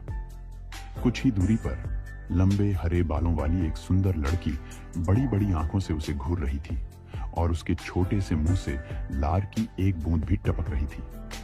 ध्रुव शौर्य ने तुरंत सतर्कता बरती और उठने ही वाला था कि वह लड़की तेजी से उसकी ओर चली आई। तभी उसे एहसास हुआ कि वह उसे नहीं बल्कि उसकी गोद में बैठे बया को देख रही थी। तुम क्या कर रही हो? ध्रुव शौर्य ने सख्ती से पूछा। हरे बालों वाली लड़की ने अपने मुंह के कोने से लार पोंछी। उसकी आंखों में उत्तेजना थी। उसने बया को देखते हुए नाजुक आवाज में कहा, छोटे भाई, इस छोटे जानवर को मुझे बेच दो, चाहे कितनी भी कीमत हो, मैं तैयार हूं। ध्रुव शौर्य चौंक गया। बया को खरीदना चाहती हो? उसने हल्का सा मुंह सिकोड़ा और बिना एक पल की देरी किए मना कर दिया। इसे मत बेचो। उसे अच्छी तरह पता था कि बया कितनी क्रूर हो सकती है। अगर उसने इसे बेचने की हामी भर ली तो बया खुद ही उसे पंजे से थप्पड़ मारकर जिंदा खत्म कर देती। हरे बालों वाली लड़की उसकी अस्वीकृति से चिंतित हो उठी। उसने जल्दी से कहा, छोटे भाई, 5 मिलियन सोने के सिक्के दूंगी, यहां तक कि अमर रैंक का युद्ध कौशल भी दूंगी। ध्रुव शौर्य उसकी उदारता देखकर हैरान था। 5 मिलियन सोने के सिक्के और अमर रैंक का युद्ध कौशल कोई साधारण सौदा नहीं था। उसने लड़की को गौर से देखा। उसकी आंखों की गंभीरता से साफ था कि वह झूठ नहीं बोल रही थी, बल्कि सच में इतनी बड़ी रकम जुटाने में सक्षम थी। लेकिन फिर भी उसने मना कर दिया। बया उसके लिए सिर्फ एक साथी नहीं थी, बल्कि भाईचारे जैसी थी। वह जानता था कि बया की क्षमता असीम थी। अपने प्रारंभिक विकास में ही वह 3 सितारा शक्तिदेव योद्धा को टक्कर दे सकती थी। उसके आगे का सफर तो और भी महान था। हरे बालों वाली लड़की उसकी बार बार की अस्वीकृति से व्याकुल हो उठी। उसके माथे पर पसीने की बूंदें चमकने लगी। उसके हाथ के पीछे हल्का पैटर्न उभरने लगा, जिससे तेज जलन हो रही थी। यह पैटर्न जानवरों की रक्त रेखा को पहचान सकता था। रक्त रेखा जितनी मजबूत, जलन उतनी तेज। इससे पहले भी उसे यह जलन तब महसूस नहीं हुई थी जब उसने किसी दुर्लभ जानवर को देखा था। यह उसके लिए अद्वितीय आकर्षण था। ध्रुव शौर्य ने उस पैटर्न को पहचाना और तुरंत सतर्क हो गया। आत्मा महाद्वीप पर मौर्य परिवार की प्रत्यारोपण तकनीक प्रसिद्ध थी, जिससे लोग अजीब शक्तियां प्राप्त करते थे। उसने समझ लिया कि यह लड़की साधारण नहीं थी। लड़की के इरादों को भांपते हुए बया भी सतर्क हो गई। उसके गले से हल्की गुर्राहट निकली, मानो चेतावनी दे रही हो। अंततः ध्रुव शौर्य ने सिर हिलाया और सख्ती से कहा, तुम जानती हो कि यह कितना अनमोल है, इसलिए इसके बारे में और मत सोचो। मैं इसे नहीं बेचूंगा। उसी समय नौकरानी आ गई, जिसने उसकी सभी खरीदी हुई वस्तुएं तैयार कर दी थी। लड़की ने हार नहीं मानी। उसने जिद भरे स्वर में कहा, अगर तुम इसे नहीं बेचोगे तो मैं तुम्हारे पीछे आऊंगी। ध्रुव शौर्य ने व्यंग्यपूर्ण मुस्कान के साथ यूरू और बया को अपने कंधों पर उठाया और एक सुनसान जगह की ओर बढ़ा। फिर अपने शरीर को झुकाते हुए उसने पहाड़ से छलांग लगा दी।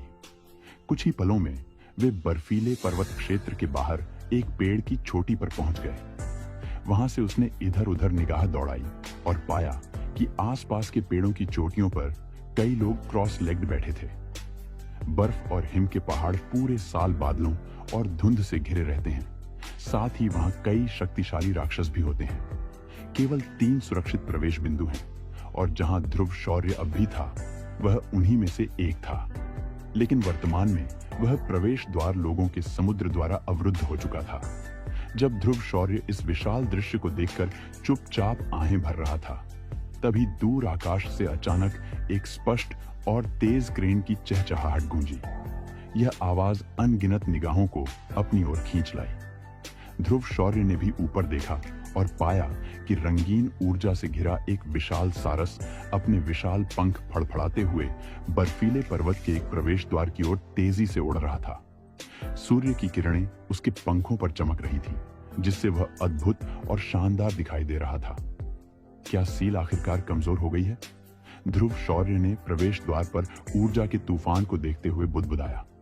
अगले 3 दिन इसी तरह की प्रतीक्षा में बीत गए, जब अचानक इस दुनिया की ऊर्जा अशांत हो गई। पृथ्वी की ऊर्जा में परिवर्तन होते ही ध्रुव शौर्य, जो पेड़ की चोटी पर क्रॉस लेग बैठा था, ने अपनी बंद आंखें खोली। उसकी आंखों में एक अजीब सी चमक दौड़ गई। क्या अंततः समय आ गया है? धुंध में लिपटे विशाल पर्वत मानो किसी प्राचीन जानवर की तरह जाग रहे थे। पर्वत श्रृंखला के ऊपरी आकाश से धीमी गड़गड़ाहट की आवाजें आने लगी और उसके साथ जबरदस्त ऊर्जा भी उमड़ने लगी। वाह! घने बादलों और धुंध में अपार ऊर्जा तेजी से उमड़ रही थी। समुद्र की लहरों की तरह उफनती इस ऊर्जा ने कई लोगों को आश्चर्यचकित कर दिया। रंग बिरंगी ऊर्जा का विशाल ज्वार धीरे धीरे बादलों और धुंध से बाहर निकल आया और चारों ओर फैल गया। कुछ योद्धा जो आकाश में थे भयभीत होकर नीचे की ओर भागे, क्योंकि यदि वे उस भयानक ऊर्जा के प्रवाह में फंस जाते तो उनकी जान पर बन आती। ऊर्जा का यह ज्वार सूर्य की रोशनी में एक विशाल रंगीन नदी की तरह प्रतीत हो रहा था, जो अपनी सुंदरता के पीछे घातक संकट छुपाए हुए था। बर्फीली पर्वत श्रृंखला के भीतर ऊर्जा लगातार फैल रही थी। इस समय हर कोई महसूस कर सकता था कि पर्वत क्षेत्र की ऊर्जा धीरे धीरे और अधिक हिंसक तथा शक्तिशाली होती जा रही है। ऐसा लग रहा था मानो बर्फ और बर्फ के पहाड़ एक चुंबक में बदल गए हों, जो आसपास की सारी ऊर्जा को अपनी ओर खींच रहे थे। इस अद्भुत दृश्य को देखकर ध्रुव शौर्य भी आश्चर्यचकित रह गया। अपनी असाधारण आत्मा की धारणा के साथ वह स्पष्ट रूप से महसूस कर सकता था कि रंगीन ज्वार की ऊर्जा एक भयानक रैंक तक पहुंच चुकी थी। जैसा कि अपेक्षित था, ऊपरी तल के शक्तिदेव महाद्वीप में ऐसा अद्भुत दृश्य कहीं और कैसे देखा जा सकता है। हंसते हुए ध्रुव शौर्य खड़ा हो गया और उसकी निगाहें बर्फीले पहाड़ों की ओर टिक गईं। पहाड़ों के भीतर की ऊर्जा अब अविश्वसनीय स्तर तक पहुंच चुकी थी। यहां साधना करने में अब आधे प्रयास से दुगना लाभ होगा। आखिरकार उसकी दृष्टि पर्वत श्रृंखला के प्रवेश द्वार पर टिकी, जहां लोगों का विशाल समुद्र उमड़ रहा था। हर कोई पहले अंदर घुसने के लिए आतुर था, क्योंकि जो सबसे पहले प्रवेश करता उसे सबसे अधिक लाभ मिलता। ध्रुव शौर्य हल्का मुस्कुराया और उसकी आंखों में जोश की चमक थी। यह प्रतियोगिता उसकी अपेक्षाओं से कहीं अधिक रोमांचक होने वाली थी। उसे यह भी देखना था कि शक्तिदेव महाद्वीप के किंगचेंग शहर की युवा पीढ़ी किस स्तर तक पहुंच सकती है। बूम! अचानक तेज गर्जना के साथ लोगों का समुद्र हिलोरें मारने लगा। पागलों की तरह हर कोई पर्वत श्रृंखला की ओर भागा। ध्रुव शौर्य ने यूरू की ओर देखा और गंभीर स्वर में कहा, यूरू, खंडहर में चलो और मेरे पीछे रहो। पहले अपने गंतव्य तक पहुंचना जरूरी है। इस महान अवसर में जितना आकर्षण है उतना ही घातक खतरा भी है। यूरू ने उसकी योजना समझते हुए सिर हिलाया और मुस्कुराकर बोली, सब कुछ तुम्हारे ऊपर है। चारों ओर बर्फ और हिम के पर्वतों की परिधि में कोहराम मच गया, क्योंकि वहां उपस्थित सभी जानते थे कि यह महान अवसर हाथ से निकलने पर दोबारा नहीं मिलेगा। स्वर्ग और नर्क के बीच की इस दौड़ में हर कोई देव रॉयल परिवार के अतुलनीय आकर्षण के वशीभूत हो चुका था। मिस यूरू, क्या ढूंढ रही हैं? ध्रुव शौर्य ने उत्सुकता से पूछा। उसे पता था कि योरू के पिता ने इस खंडहर में कुछ खोजने की बात कही थी, लेकिन वे क्या खोज रही थी इसका उसे अंदाजा नहीं था। मैं क्रिसेंट मून ग्रीन फ्रूट की तलाश कर रही हूँ, योरू ने दांत भींचते हुए जवाब दिया। अर्धचंद्राकार हरा फल, ध्रुव शौर्य ने भौहें सिकोड़ते हुए कहा। योरू ने गंभीर स्वर में कहा, मेरे पिता ने इस जानकारी को पाने के लिए बहुत धन खर्च किया है। इस खंडहर में न केवल किसी वरिष्ठ के छोड़े गए अवसर छिपे हैं, बल्कि कई दुर्लभ खजाने भी हैं। उनमें वह शक्तिदेव रैंक स्तरीय तिलिस्मी पत्थर भी है जिसकी तुम्हें आवश्यकता है। हमारे परिवार की प्राचीन विरासत में यह महत्वपूर्ण औषधि हमेशा से गायब रही है। यही अर्धचंद्राकार हरा फल है। योरू ने अपने होठों को काटते हुए कहा। वह जानती थी कि उसके पिता ने ध्रुव शौर्य से सावधान रहने की हिदायत दी थी, मगर ध्रुव ने उसके पिता की जान बचाई थी, इसीलिए उससे कुछ छिपाना अनुचित था। तभी अंगूठी में से सुनहरी गरुड़ राजा की आवाज गूंजी। अर्धचंद्राकार हरा फल, यह अच्छी चीज है। दुनिया के कुछ अजूबों के अलावा कुछ विशेष औषधियां भी हैं जिनसे विरासत जागृत होती है या मोहरें टूट जाती हैं। इसे ही औषधि परिचय कहते हैं। यह फल चंद्रमा का प्रतीक है, और अगर योरू इस विरासत की हकदार है तो उसके पीछे कोई मजबूत पृष्ठभूमि अवश्य है। नक्शे का अनुसरण करते हुए दोनों पहाड़ों की श्रृंखला में आगे बढ़ गए। सामने का रास्ता सुनसान था और कुछ खूंखार जानवरों के अवशेष ही वहां बचे थे। ध्रुव शौर्य ने चारों ओर देखा और बुदबुदाया, ऊर्जा की धुंध बहुत घनी है। इस विशाल पर्वत में क्रिसेंट मून ग्रीन फ्रूट खोजना आसान नहीं होगा। योरू की चिंता भांपते हुए उसने उसे दिलासा दिया, चिंता मत करो, बस उनके पीछे चलते हैं और उन्हें रास्ता दिखाने दो। ठीक है, योरू ने सिर हिलाया और आगे बढ़ चली। इसी बीच ध्रुव शौर्य की नजर एक रंगीन छाया पर पड़ी जो चुपचाप पर्वत श्रृंखला में उतर रही थी। वह छाया एक आकर्षक युवती की थी जिसकी सुंदर आंखें ध्रुव शौर्य पर टिकी थी। रुको, रंगीन पोशाक वाली महिला ने ठंडे स्वर में चिल्लाया, मगर ध्रुव शौर्य ने उसे नजरअंदाज कर अपनी गति और बढ़ा दी। अचानक हवा में सन्नाटा छा गया और एक रंगीन रेशमी साटन उसकी ओर लहराता हुआ आया। ध्रुव शौर्य ने तेजी से अपने कदम बदले, जिससे वह साटन उसके सिर के ऊपर से निकलकर एक विशाल वृक्ष में जा धंसा। इस महिला के पास साधारण शक्ति नहीं है, ध्रुव शौर्य ने सोचा। रंगीन पोशाक वाली महिला ने पुनः अपनी आस्तीन से एक और रेशम निकाला जो जहरीले सांप की तरह उसकी ओर बढ़ा। अब ध्रुव शौर्य के धैर्य की सीमा समाप्त हो रही थी। वह तेजी से मुड़ा और उसकी हथेली से दूधिया सफेद लपटें उठने लगी। उसने रेशम को पकड़कर उसे आग की एक रेखा में बदल दिया जो सीधे महिला की ओर चली गई। महिला ने तुरंत प्रतिक्रिया दी। उसकी आंखों में ठंडक चमकी और चारों ओर नीली और चांदी की ऊर्जा लहराने लगी, जैसे हवा और बिजली का संलयन हो। दोनों शक्तियां टकराईं और एक तेज विस्फोट हुआ, जिससे चारों ओर का घना कोहरा छूट गया और जमीन पर एक गहरा गड्ढा बन गया। आसपास के अन्य लोग भी इस धमाके को सुनकर वहां आ गए और महिला को पहचानकर चौंक गए। ये तो फेंकलई शहर की प्रसिद्ध मिस दिशा है, किसी ने फुसफुसाते हुए कहा। दिशा ने अपनी खूबसूरत आंखों से ध्रुव शौर्य को देखा और हल्के से मुस्कुराते हुए कहा, तुमने मेरे हमले को नाकाम कर दिया। तुम वाकई ताकतवर हो। मेरा नाम दिशा है, चलो दोस्त बनते हैं। आश्चर्यचकित लोगों के बीच ध्रुव शौर्य ने भी मुस्कुराते हुए हाथ बढ़ाया। हेलो, मैं ध्रुव शौर्य हूं। दिशा ने उसकी आत्मिक शक्ति को महसूस करते हुए सोचा, शक्ति देव रैंक की आत्मा, और मेरी आत्मा भी उससे कमजोर नहीं है। हाथ मिलाकर दोनों ने आगे का रास्ता तय किया। दिशा ने अपने अनुचर से कहा, उनके पीछे चलो। मैं देखना चाहती हूं कि अगर उन्हें कोई मौका मिलता है तो वे कैसे प्रतिक्रिया देंगे। थोड़ी दूर आगे बढ़ने के बाद उन्हें एक झील दिखाई दी जिसके बीच में एक छोटा सा द्वीप था। द्वीप पर एक क्रिस्टल जैसा चमकीला पौधा था जिससे मीठी सुगंध आ रही थी। ध्रुव शौर्य ने झील की ओर देखते हुए कहा, यही होना चाहिए। लेकिन जैसे जैसे वे आगे बढ़े, आसपास के लोग कम होते गए। तभी ध्रुव ने चौकन्ने स्वर में कहा, यह कोहरा जहरीला है। उसने जल्दी से योरू को एक औषधीय गोली दी और अपनी आत्मिक शक्ति फैलाकर झील की गहराई का निरीक्षण किया। फिर बिना देर किए वह झील में कूद पड़ा।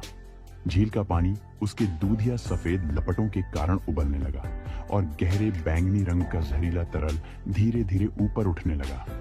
मगर जैसे ही वह तरल लपटों के संपर्क में आया, वह बर्फीले धागों में बदलकर झील के तल में बैठ गया। ध्रुव ने अपने शरीर पर उन बैंगनी बर्फ के रेशों को देखा और सिहर उठा। यह झील दिखने में शांत है, मगर भीतर घातक जहर छुपा है। वह तुरंत चिल्लाया, योरू, जल्दी करो, यह विष अत्यंत घातक है। योरू ने बिना समय गंवाए उसका पीछा किया और झील के केंद्र में स्थित द्वीप की ओर तैरने लगी। दोनों के दिलों में अब बस एक ही लक्ष्य था, अर्धचंद्राकार हरे फल को सुरक्षित रूप से हासिल करना। नील नभ के नीचे हिमकुंड घाटी की बर्फीली चोटियों के बीच ध्रुव शौर्य अपनी यात्रा पर आगे बढ़ रहा था। उसकी आंखों में आत्मविश्वास की चमक और दिल में अदम्य साहस था। वह अग्निकुंड घाटी की ओर बढ़ रहा था, जहां प्राचीन काल का एक दुर्लभ खजाना छुपा हुआ था। यह खजाना केवल वही पा सकता था जो आत्मा शक्ति को पूरी तरह से समझ चुका हो। रास्ते में ध्रुव का सामना राक्षस ज्वाला घाटी के द्वारपाल से हुआ, जो एक विशाल अग्नि राक्षस था। उसकी आंखों से अंगारे बरस रहे थे और हर कदम के साथ धरती कांप रही थी। ध्रुव ने अपनी आत्मा शक्ति का उपयोग करके एक ऊर्जा कवच बनाया और अपनी तलवार को आत्मा ऊर्जा से लपेटकर उस राक्षस का सामना किया। कई घंटे की भीषण लड़ाई के बाद ध्रुव ने अपने कौशल और धैर्य के बल पर राक्षस को परास्त किया। जैसे ही वह घाटी के भीतर पहुंचा, आत्मा घाटी की ओर से एक मधुर परंतु रहस्यमयी संगीत सुनाई दिया।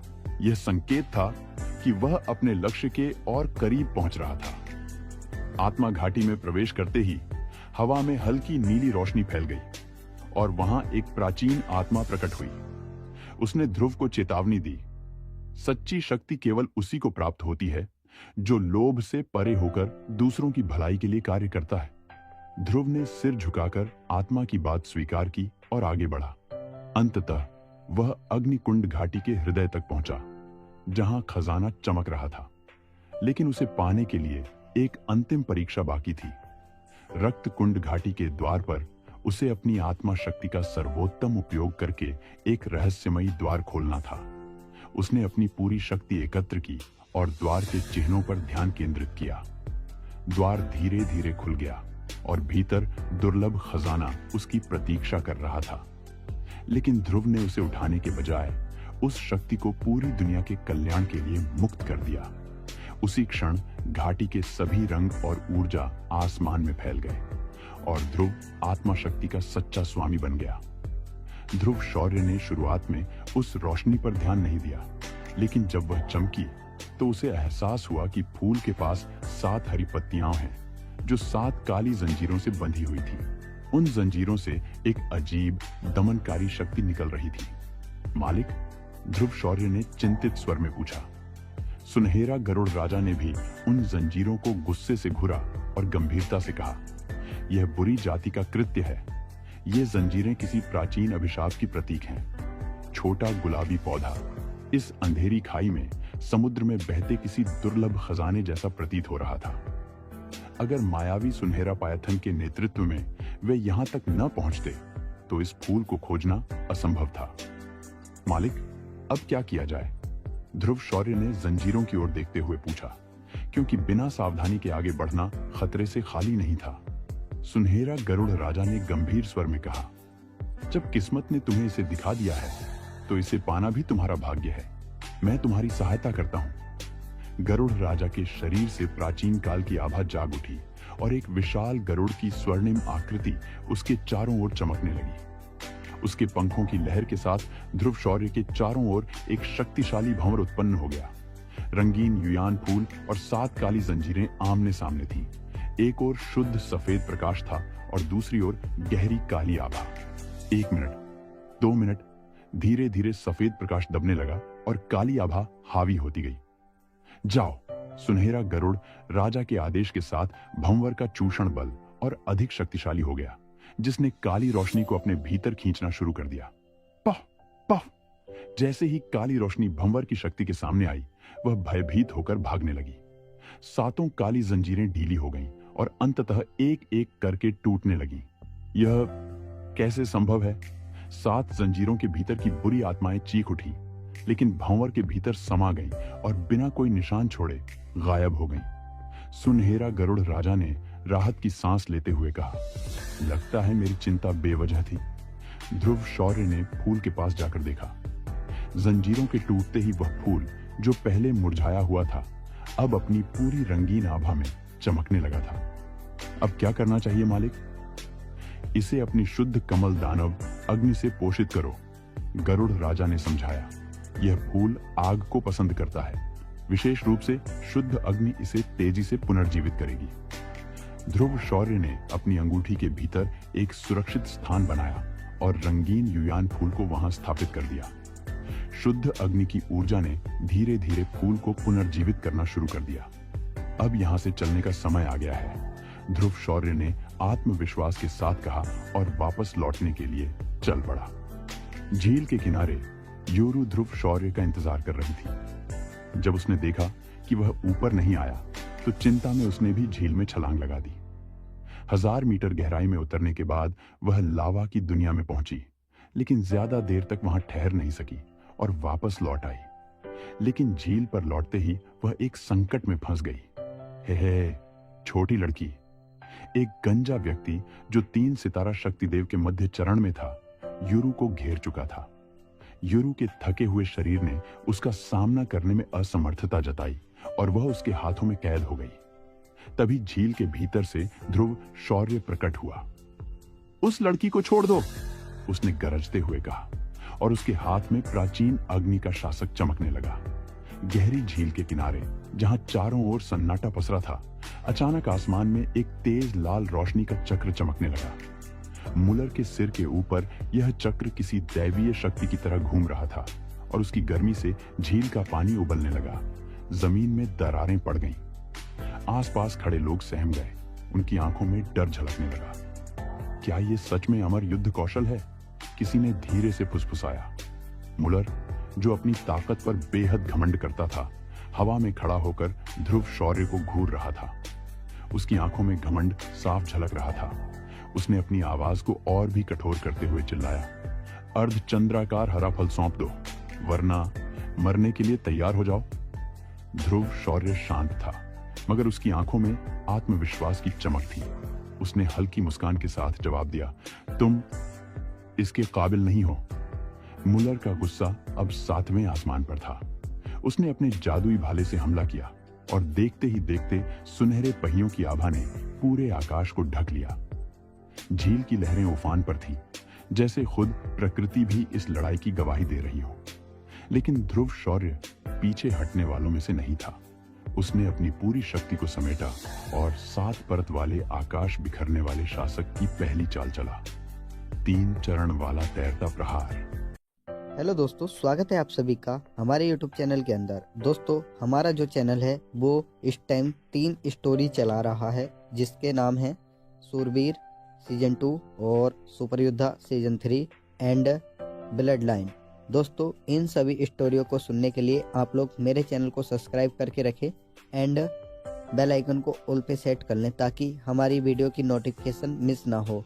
और जो ये सीजन 3 चल रहा है, यह एक ऐसी कहानी है जिसमें ध्रुव शौर्य अपनी दूसरी दुनिया में जाता है अपने पूर्वज को जिंदा करने के लिए, और वहाँ पे उसे 36 दिव्य रोशनियाँ काबू करनी पड़ती हैं। तो चलिए करते हैं वीडियो को स्टार्ट। दोस्तों, वीडियो को स्टार्ट करने से पहले मैं बता दूं कि इसमें जो शक्तिदेव रैंक है उसमें 3 स्टेज हैं, तो आप लोग कंफ्यूज ना हो। एक दूधिया सफेद रोशनी उसके चारों ओर बवंडर की तरह घूमने लगी और इसी के साथ हजारों मीटर ऊंचा पानी का स्तंभ झील से उठ खड़ा हुआ। दोनों की शक्तियां टकराईं और पूरा क्षेत्र विस्फोटों की गूंज से भर गया। लोगों की सांसें थम गई थी। कोई कुछ नहीं बोल रहा था। सबकी नजरें बस एक ही सवाल पूछ रही थी, कौन जीतेगा? लेकिन फिर ध्रुव शौर्य ने अपना अंतिम दांव चला। उसने अपनी आत्मा शक्ति को जागृत किया और इससे पहले कि मुलर कुछ समझ पाता, उसका ध्यान भटक गया। इसी क्षण ध्रुव ने अपनी सबसे शक्तिशाली चाल चलाई। 23 रंगों वाला अग्निकमल। कमल मुलर के सीने से टकराया और धमाका, मुलर हजारों फीट दूर जा गिरा। खून की धार उसके मुंह से बह निकली। उसका घमंड, उसकी ताकत सब मिट्टी में मिल चुके थे। लोगों ने दबी आवाज में कहना शुरू किया, ध्रुव शौर्य, ये लड़का सच में बेमिसाल है। ध्रुव शौर्य ने गहरी सांस ली, अपने कपड़ों से खून साफ किया और शांत स्वर में यूरू से कहा, ये रहे तुम्हारे अर्धचंद्राकार हरे फल। अब चलो, खंडहरों की गहराई में जाने का समय आ गया है। खंडहरों की गहराई में चलो। और वे दोनों भसे गायब हो गए। कुछ समय बाद रात अपने पूरे सन्नाटे के साथ खंडहरों के उस वीरान जंगल पर छा चुकी थी। चारों ओर फैली धुंधली रोशनी के बीच एक अलाव की लौ के पास दो आकृतियां बैठी थीं, ध्रुव शौर्य और यूरू। आग की लपटें उनके चेहरों पर नाच रही थीं और पास में भुना हुआ मांस धीमे धीमे सुलग रहा था। ध्रुव शौर्य ने मुस्कुराते हुए एक चिकन लेग उठाया। लो, इसका स्वाद चखो। यूरू ने संकोच से थोड़ा सा खाया और चौंक गई। वाह, मुझे नहीं लगा था कि तुम इतना स्वादिष्ट बना सकते हो। ध्रुव ने हंसते हुए कहा, जब आप बाहर सालों तक घूमते हैं तो जिंदगी सिखा ही देती है। लेकिन जैसे ही वे अपनी हंसी के बीच खाना खा रहे थे, अचानक स्विश स्विश स्विश 3 घातक पत्ते हवा को चीरते हुए उनकी ओर लपके। ध्रुव की आंखें चमकी। यूरू, सावधान। उसके शरीर से अजीब सी नीली आग भभक उठी और पत्ते हवा में जलकर राख हो गए। झाड़ियों के पीछे से एक गहरी भारी आवाज गूंजी, अर्धचंद्राकार हरे फल के लिए इतनी सुरक्षा, लगता है कि ये फल सच में कीमती है।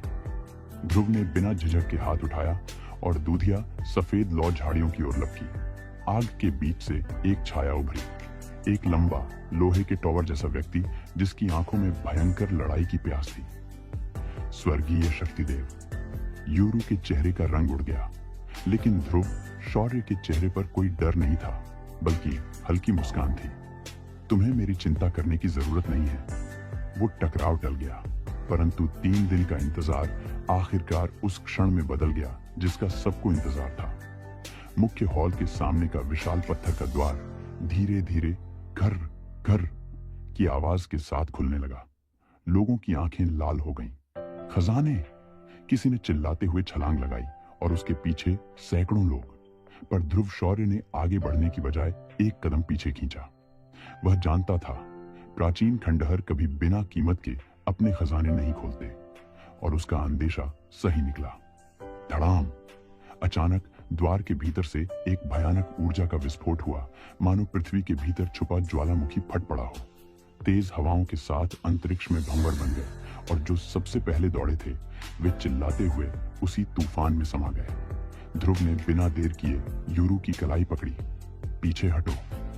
पेड़ों की शाखाओं पर उछलते हुए वो दोनों सुरक्षित दूरी पर आ गए, जबकि पीछे सिर्फ चीखें और खून से सनी जमीन रह गई। जब सब शांत हुआ तो ध्रुव ने दूर से पत्थर के द्वार को देखा, जहां अब भी हल्की हल्की रोशनी टिमटिमा रही थी। उसने गहरी सांस ली। ध्रुव शौर्य के शब्द सुनते ही वहां उपस्थित लोगों के चेहरों पर उत्सुकता छा गई। विशाल हॉल का पूरा भाग लाल रंग की आभा से चमक रहा था, मानो किसी दिव्य शक्ति ने उसे अपनी छांव में ले लिया हो।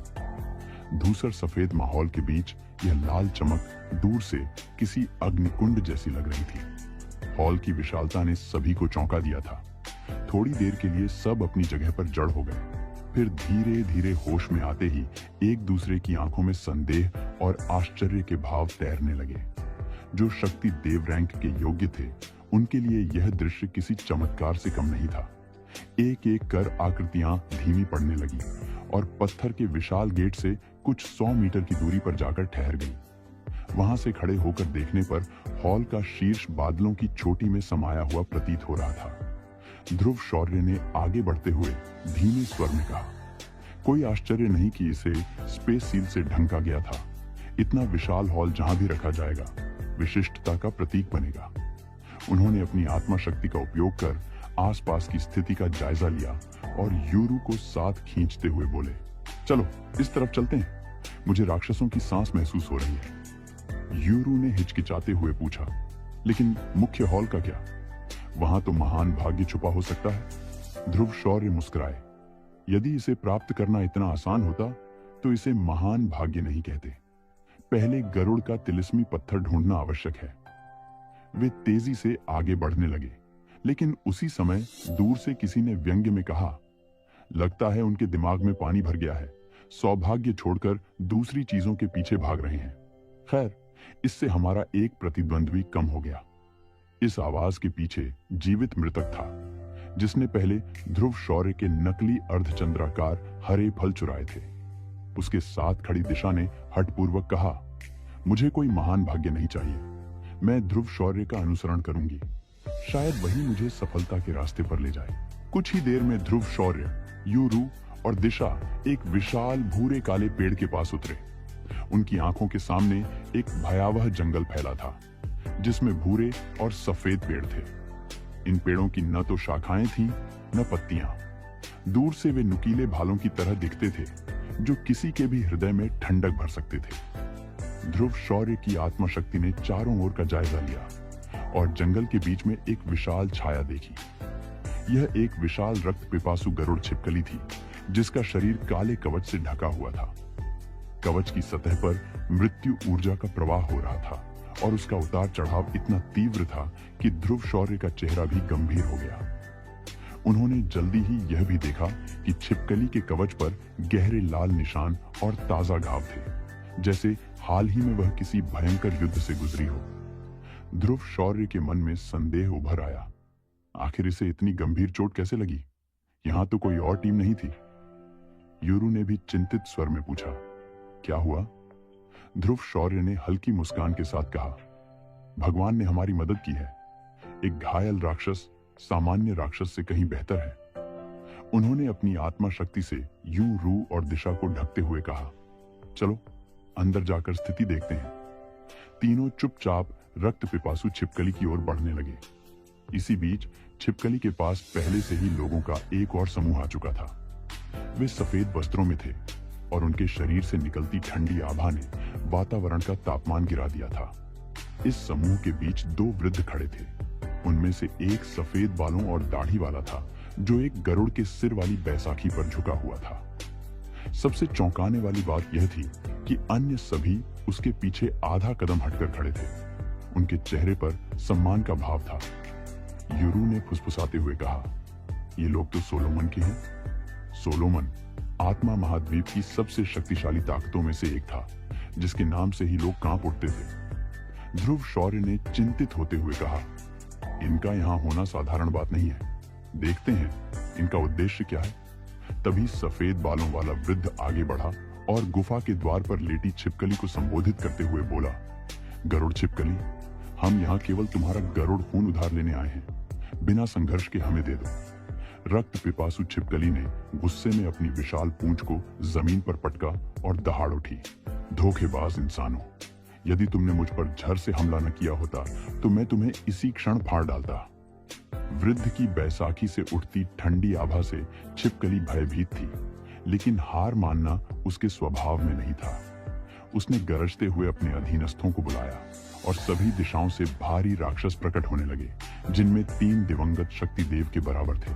वृद्ध क्रोधित हो उठा, तुमने अपने अधीनस्थों को बुलाकर बड़ी भूल की है। फिर उसने अपनी टीम को आदेश दिया, राक्षसों को रोको, बाकी लोग मेरे साथ आओ, इस छिपकली का काम तमाम करना है। ध्रुव शौर्य यह सब छुप कर देख रहे थे। उन्होंने यूरू और दिशा की ओर देखते हुए गंभीर स्वर में कहा, अब समय आ गया है। जब ये दोनों पक्ष आपस में टकराएंगे, तभी हमें आगे बढ़कर अपना लक्ष्य प्राप्त करना होगा। बिंगटियन और बिंगवू के बनाए गए डबल चेन गरुड़ स्तंभ ने पूरे क्षेत्र को अपनी सफेद रोशनी से भर दिया था। वह लाल खूनी ड्रैगन छिपकली, जो अभी तक अपने बल और गरुड़ रक्त के अभिमान में डूबी थी, अब पहली बार अपने अंत को सामने देख रही थी। उसके विशाल शरीर के चारों ओर चमकती जंजीरें लहरों की तरह घूम रही थीं, और हर घूमने के साथ उसके शरीर से शक्ति का अंश खींचा जा रहा था। ड्रैगन छिपकली ने अपनी लाल आंखों से बिंगटियन को घूरा। उसका घमंड अब भी कम नहीं हुआ था। क्या तुम सच में सोचते हो कि मैं इतनी आसानी से हार मान लूंगा?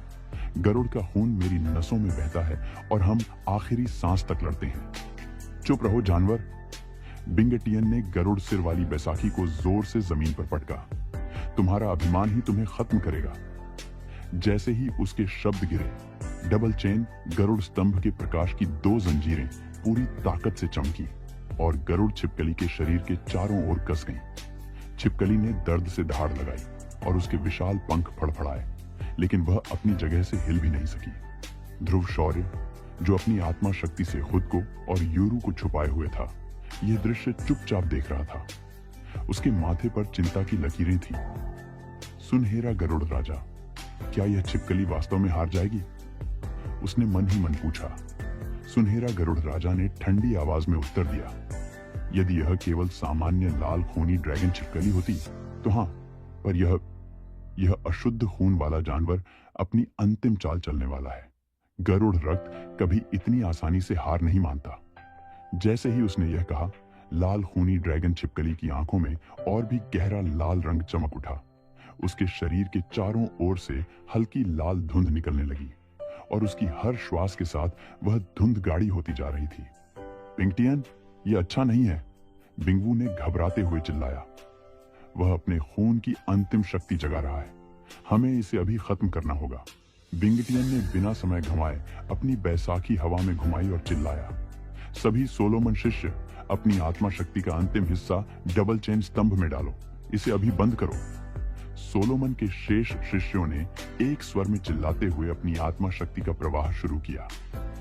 सफेद ऊर्जा की धाराएं आकाश में उठी और सीधे डबल चेन गरुड़ स्तंभ में समा गईं। स्तंभ की जंजीरें और भी तेजी से चमकने लगी और उन्होंने छिपकली को पूरी तरह जकड़ लिया। लेकिन तभी गरुड़ छिपकली ने एक गहरी गूंजती हुई दहाड़ लगाई। उसके शरीर की लाल धुंध एक विस्फोट की तरह फैल गई और उसने आसमान में घूमती जंजीरों को टुकड़े टुकड़े कर दिया। ऐसा नहीं होना चाहिए। क्या आपने गरुड़ की आंखों में बदलाव देखा? ध्रुव शौर्य ने चिंता से कहा। यूरू ने भी गरुड़ की पुतलियों पर गौर किया, जो धीरे धीरे गहरी लालिमा में बदल रही थी। ध्रुव शौर्य ने गंभीर स्वर में समझाया, जानवर जितना अधिक शक्तिशाली होता है, उसे हराना उतना ही कठिन होता है। इन प्राणियों के 3 रूप होते हैं, एक अव्यक्त रूप, एक लड़ाकू रूप और सबसे खतरनाक हिंसक रूप। यूरू ने चौंक कर पूछा, ये रूप किस तरह काम करते हैं? ध्रुव शौर्य ने गहराई से सांस लेते हुए कहा, अव्यक्त रूप सबसे कमजोर होता है। इस अवस्था में जानवर छिपा रहता है और अपनी शक्ति सीमित रखता है। लड़ाकू रूप इसके विपरीत जानवर की अधिकांश शक्ति को उजागर करता है और उसे कई गुना अधिक खतरनाक बना देता है। मगर जब कोई राक्षसी प्राणी हताश हो जाता है, तब वह हिंसक रूप अपनाता है। यही उसका सबसे भयानक स्वरूप होता है, जो पिछले दोनों रूपों की तुलना में कई गुना अधिक शक्तिशाली होता है। उन्होंने गरुड़ की ओर इशारा किया। राक्षस गरुड़ को देखो, इसकी आंखों की रक्तिम चमक साफ इशारा कर रही है कि यह अपने हिंसक रूप में प्रवेश कर रहा है। युद्ध अपने चरम पर था। बिंगवू ने देखा कि ड्रैगन छिपकली अब प्रतिरोध नहीं कर रही थी और गरुड़ के चारों ओर प्रकाश की 2 तीव्र किरणें लिपटने लगी, मानो उसे सील करने जा रही हों। बिंगवू ने राहत की सांस लेते हुए हंसकर कहा, हा हा हा, आखिरकार इसे काबू कर लिया। लेकिन तभी बिंगटियन ने खतरा भांप लिया। उसकी आंखें चौड़ी हो गईं। कुछ गड़बड़ है, इसकी पुतलियां बदल रही हैं। अचानक गरुड़ ने अपनी आंखें खोली और गरजते हुए बोला, मानव, मैंने कहा था ना, इसकी कीमत चुकाओगे। धधकती लाल आभा के साथ गरुड़ के चारों ओर एक सुरक्षात्मक फिल्म बन गई। ध्रुव शौर्य चौंक गए। लाल खूनी ड्रैगन छिपकली की प्राकृतिक प्रतिभा, लाल खूनी रूप। इस रूप में गरुड़ की शक्ति कई गुना बढ़ गई। भले ही वह सीलिंग पिलर से बंधा था, मगर अब उसकी शक्ति इतनी बढ़ गई थी कि वह 3 सितारा शक्तिदेव के स्तर को पार कर रही थी। गरुड़ की यह रक्त प्यास 5 मिनट तक चल सकती थी, मगर युद्ध में तो 1 सेकंड भी जीत या हार तय कर सकता है। पिंगटियन ने दांत पीसते हुए कहा, हमने बड़ी गलती कर दी, इसे कमजोर समझना घातक साबित हो रहा है। उसी समय गरुड़ के मुंह में गर्म ऊर्जा स्फुरित होने लगी। ध्रुव शौर्य ने आंखें चौड़ी करते हुए चीखा, गरुड़ सांस, ये इसका सबसे शक्तिशाली हमला है। बिंगवू ने घबराते हुए बिंगटियन की ओर देखा। अब क्या करें? इसकी सुरक्षात्मक फिल्म इतनी मजबूत है कि उसे भेदना असंभव है।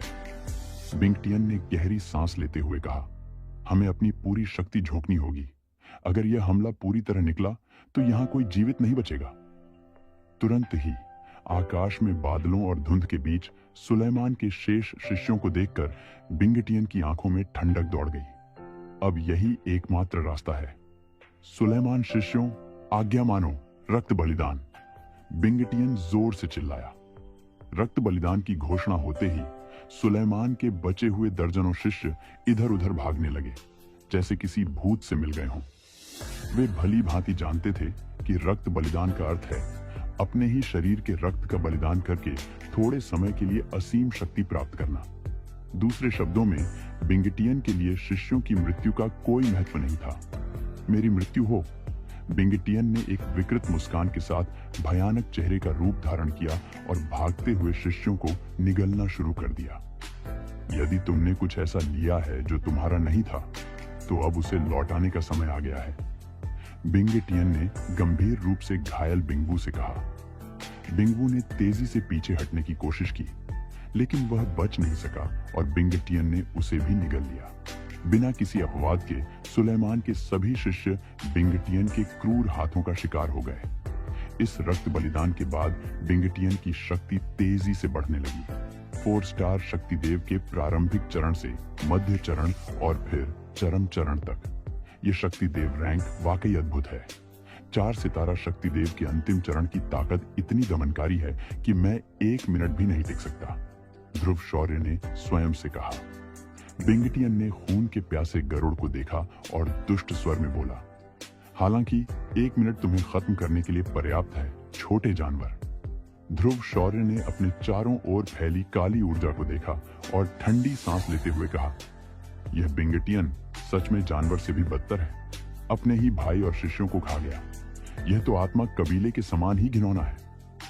सुनहरा गरुड़ राजा ने चुपचाप ध्रुव शौर्य की ओर देखा और संतोषपूर्वक सिर हिलाते हुए बुदबुदाया, रक्त बलिदान, यह पाप वाकई गहराई तक समाया हुआ है। इससे स्पष्ट है कि इस तथाकथित सुलेमान संप्रदाय में अवश्य ही कुछ समस्याएं हैं।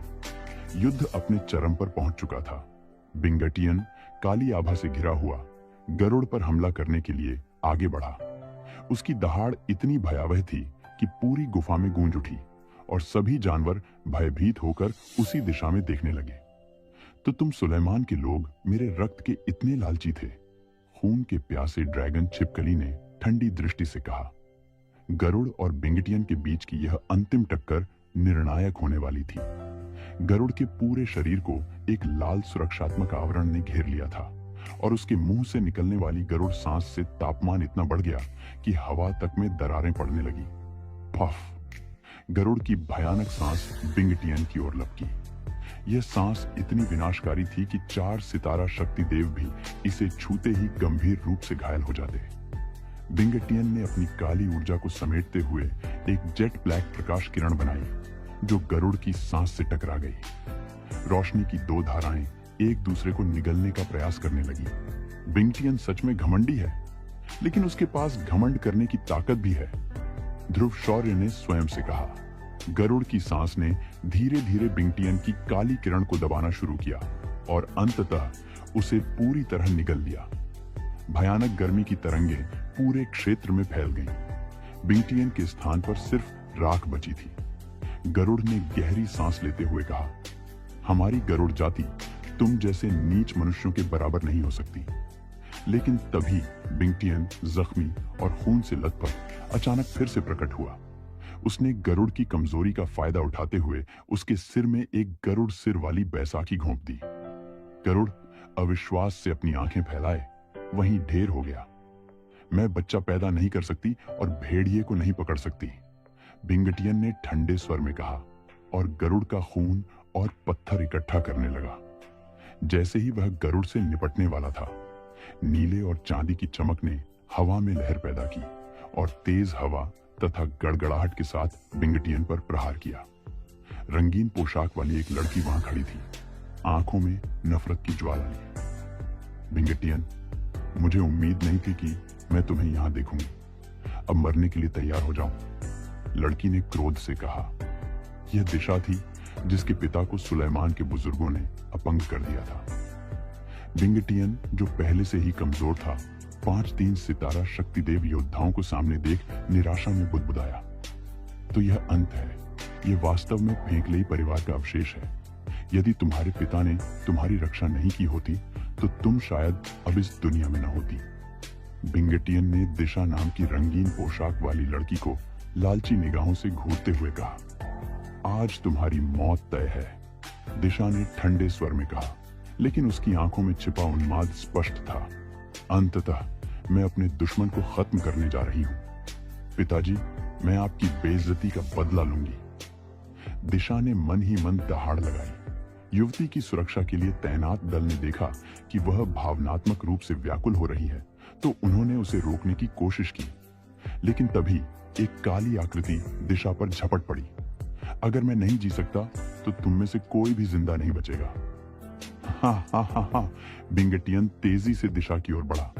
बिंगटियन की ओर बढ़ते बर्फीले आकाश के नीचे उसका शरीर तेजी से फैल रहा था और उसके चारों ओर गहरी काली हवा उमड़ रही थी। स्पष्ट था कि वह दिशा को अपने साथ ले जाकर मरने पर उतारू था। हालांकि रंगीन पोशाक में सजी दिशा ने अपनी समझदारी नहीं खोई। बिंगटियन को अपनी ओर आते देख उसके शरीर के चारों ओर काली ऊर्जा लहराने लगी और उसने अपने होंठ हल्के से काट लिए। गंभीर रूप से घायल होने के बावजूद बिंगटियन की काली ऊर्जा की भयानक आभा दिशा को स्पष्ट रूप से महसूस हो रही थी। दिशा के पैर अचानक जमीन छोड़ गए और वह आसमान में उछल गई। उसकी हथेलियां फैल गईं और उनमें चांदी जैसी अंतरिक्ष शक्ति की हल्की चमक दिखाई दी। अंतरिक्ष नाकाबंदी। दिशा की हल्की चीख के साथ बिंगटियन के चारों ओर का स्थान अचानक हिंसक रूप से कंपन करने लगा। अदृश्य स्थान ठोस बन गया और एक अंतरिक्ष जेल में परिवर्तित हो गया, जिसने बिंगटियन को पूरी तरह जकड़ लिया।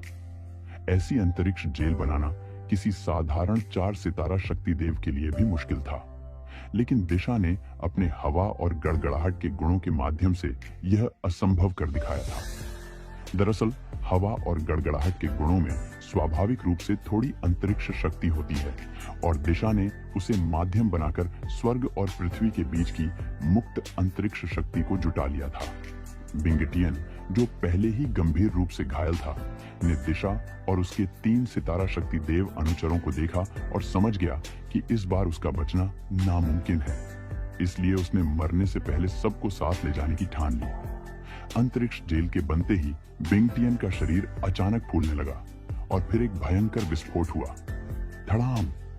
भयावह काली ऊर्जा की लहरें समुद्री तूफान की तरह चारों ओर फैल गईं। दूसरी ओर ध्रुव शौर्य ने बिंगटियन के आत्मविनाश को देखा और अपनी आत्मा की शक्ति का प्रयोग करके तुरंत राक्षस गरुड़ के शरीर की ओर छलांग लगाई।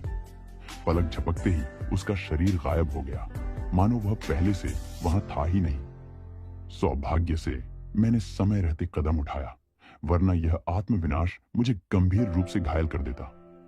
दिशा ने अपने अनुचरों की ओर देखकर राहत की सांस ली।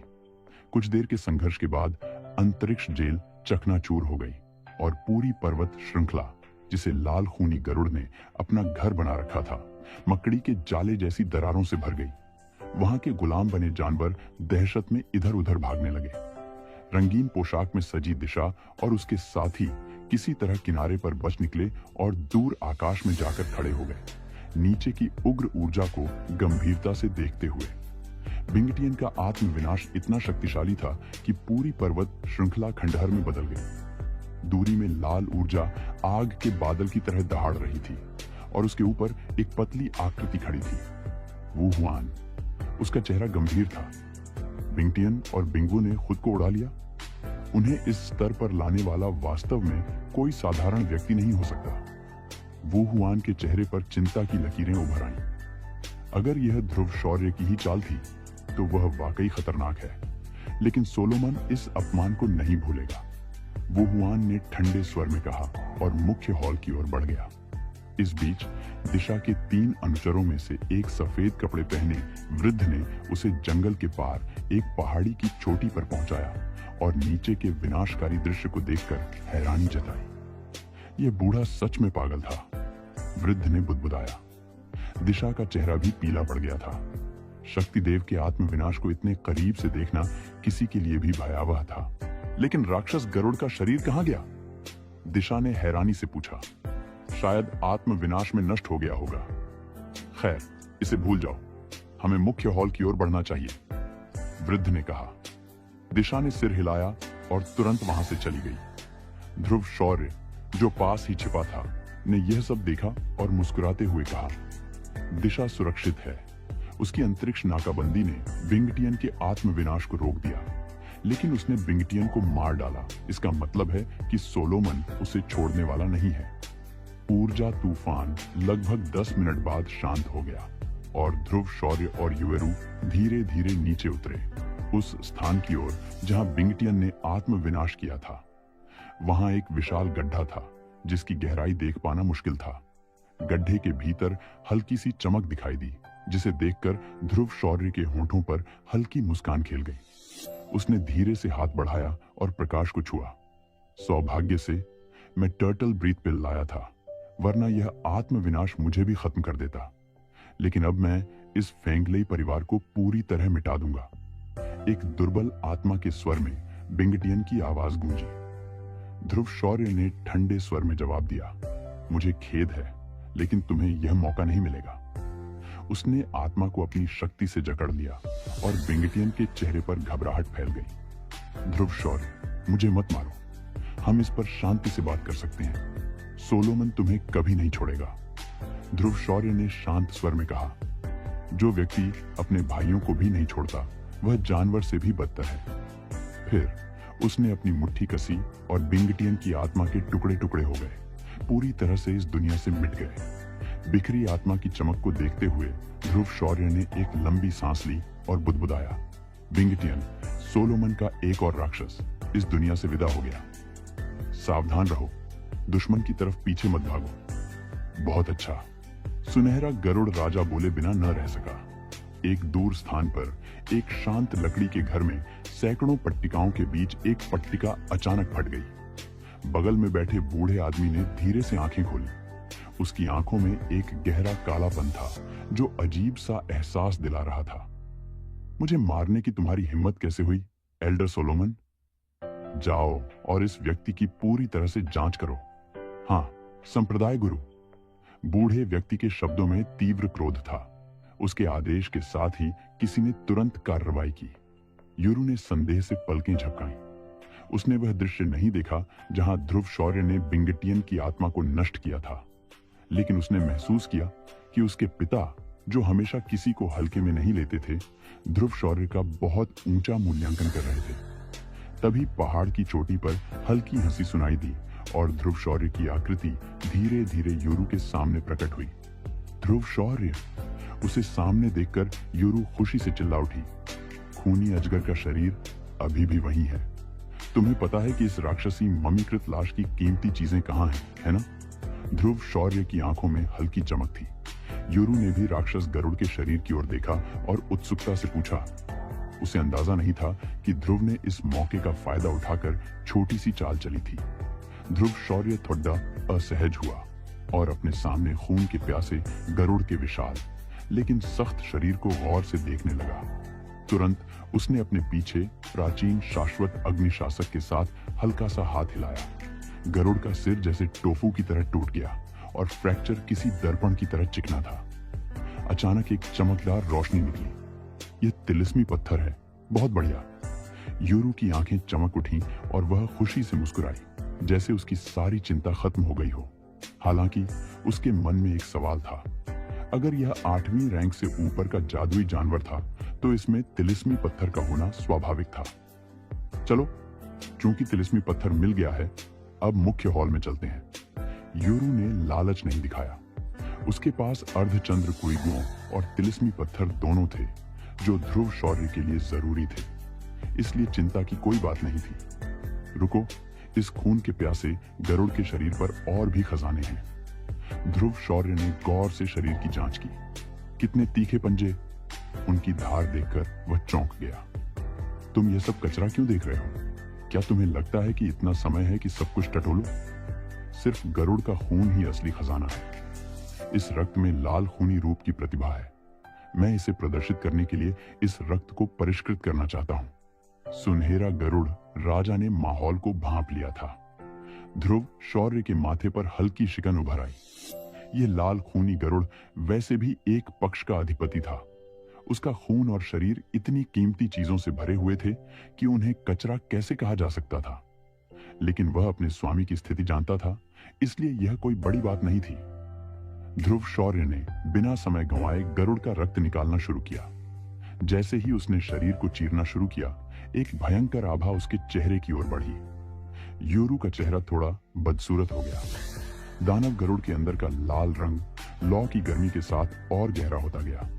अंततः यह लाल रक्त की एक बूंद में बदल गया, जो मांस और रक्त की सतह से होकर गुजरी और जलती हुई लौ के बीच टपक गई। जमीन पर टपकते खून को देखकर ध्रुव शौर्य की आंखें चमक उठी। उसने जल्दी से अपनी अंगूठी से अच्छी गुणवत्ता वाली जेड की बोतल निकाली और नीले लाल खून की बूंदों को उसमें भर लिया। जब 7 बूंदें पूरी हो गईं, तो उसने राहत की सांस ली और जलती हुई सफेद लौ की ओर देखा। जैसे ही खून टपका, मांस का टुकड़ा सीधे राख में बदल गया और हवा में विलीन हो गया। जेड बोतल में रक्त की 7 बूंदों को देखकर ध्रुव शौर्य मुस्कुरा उठा।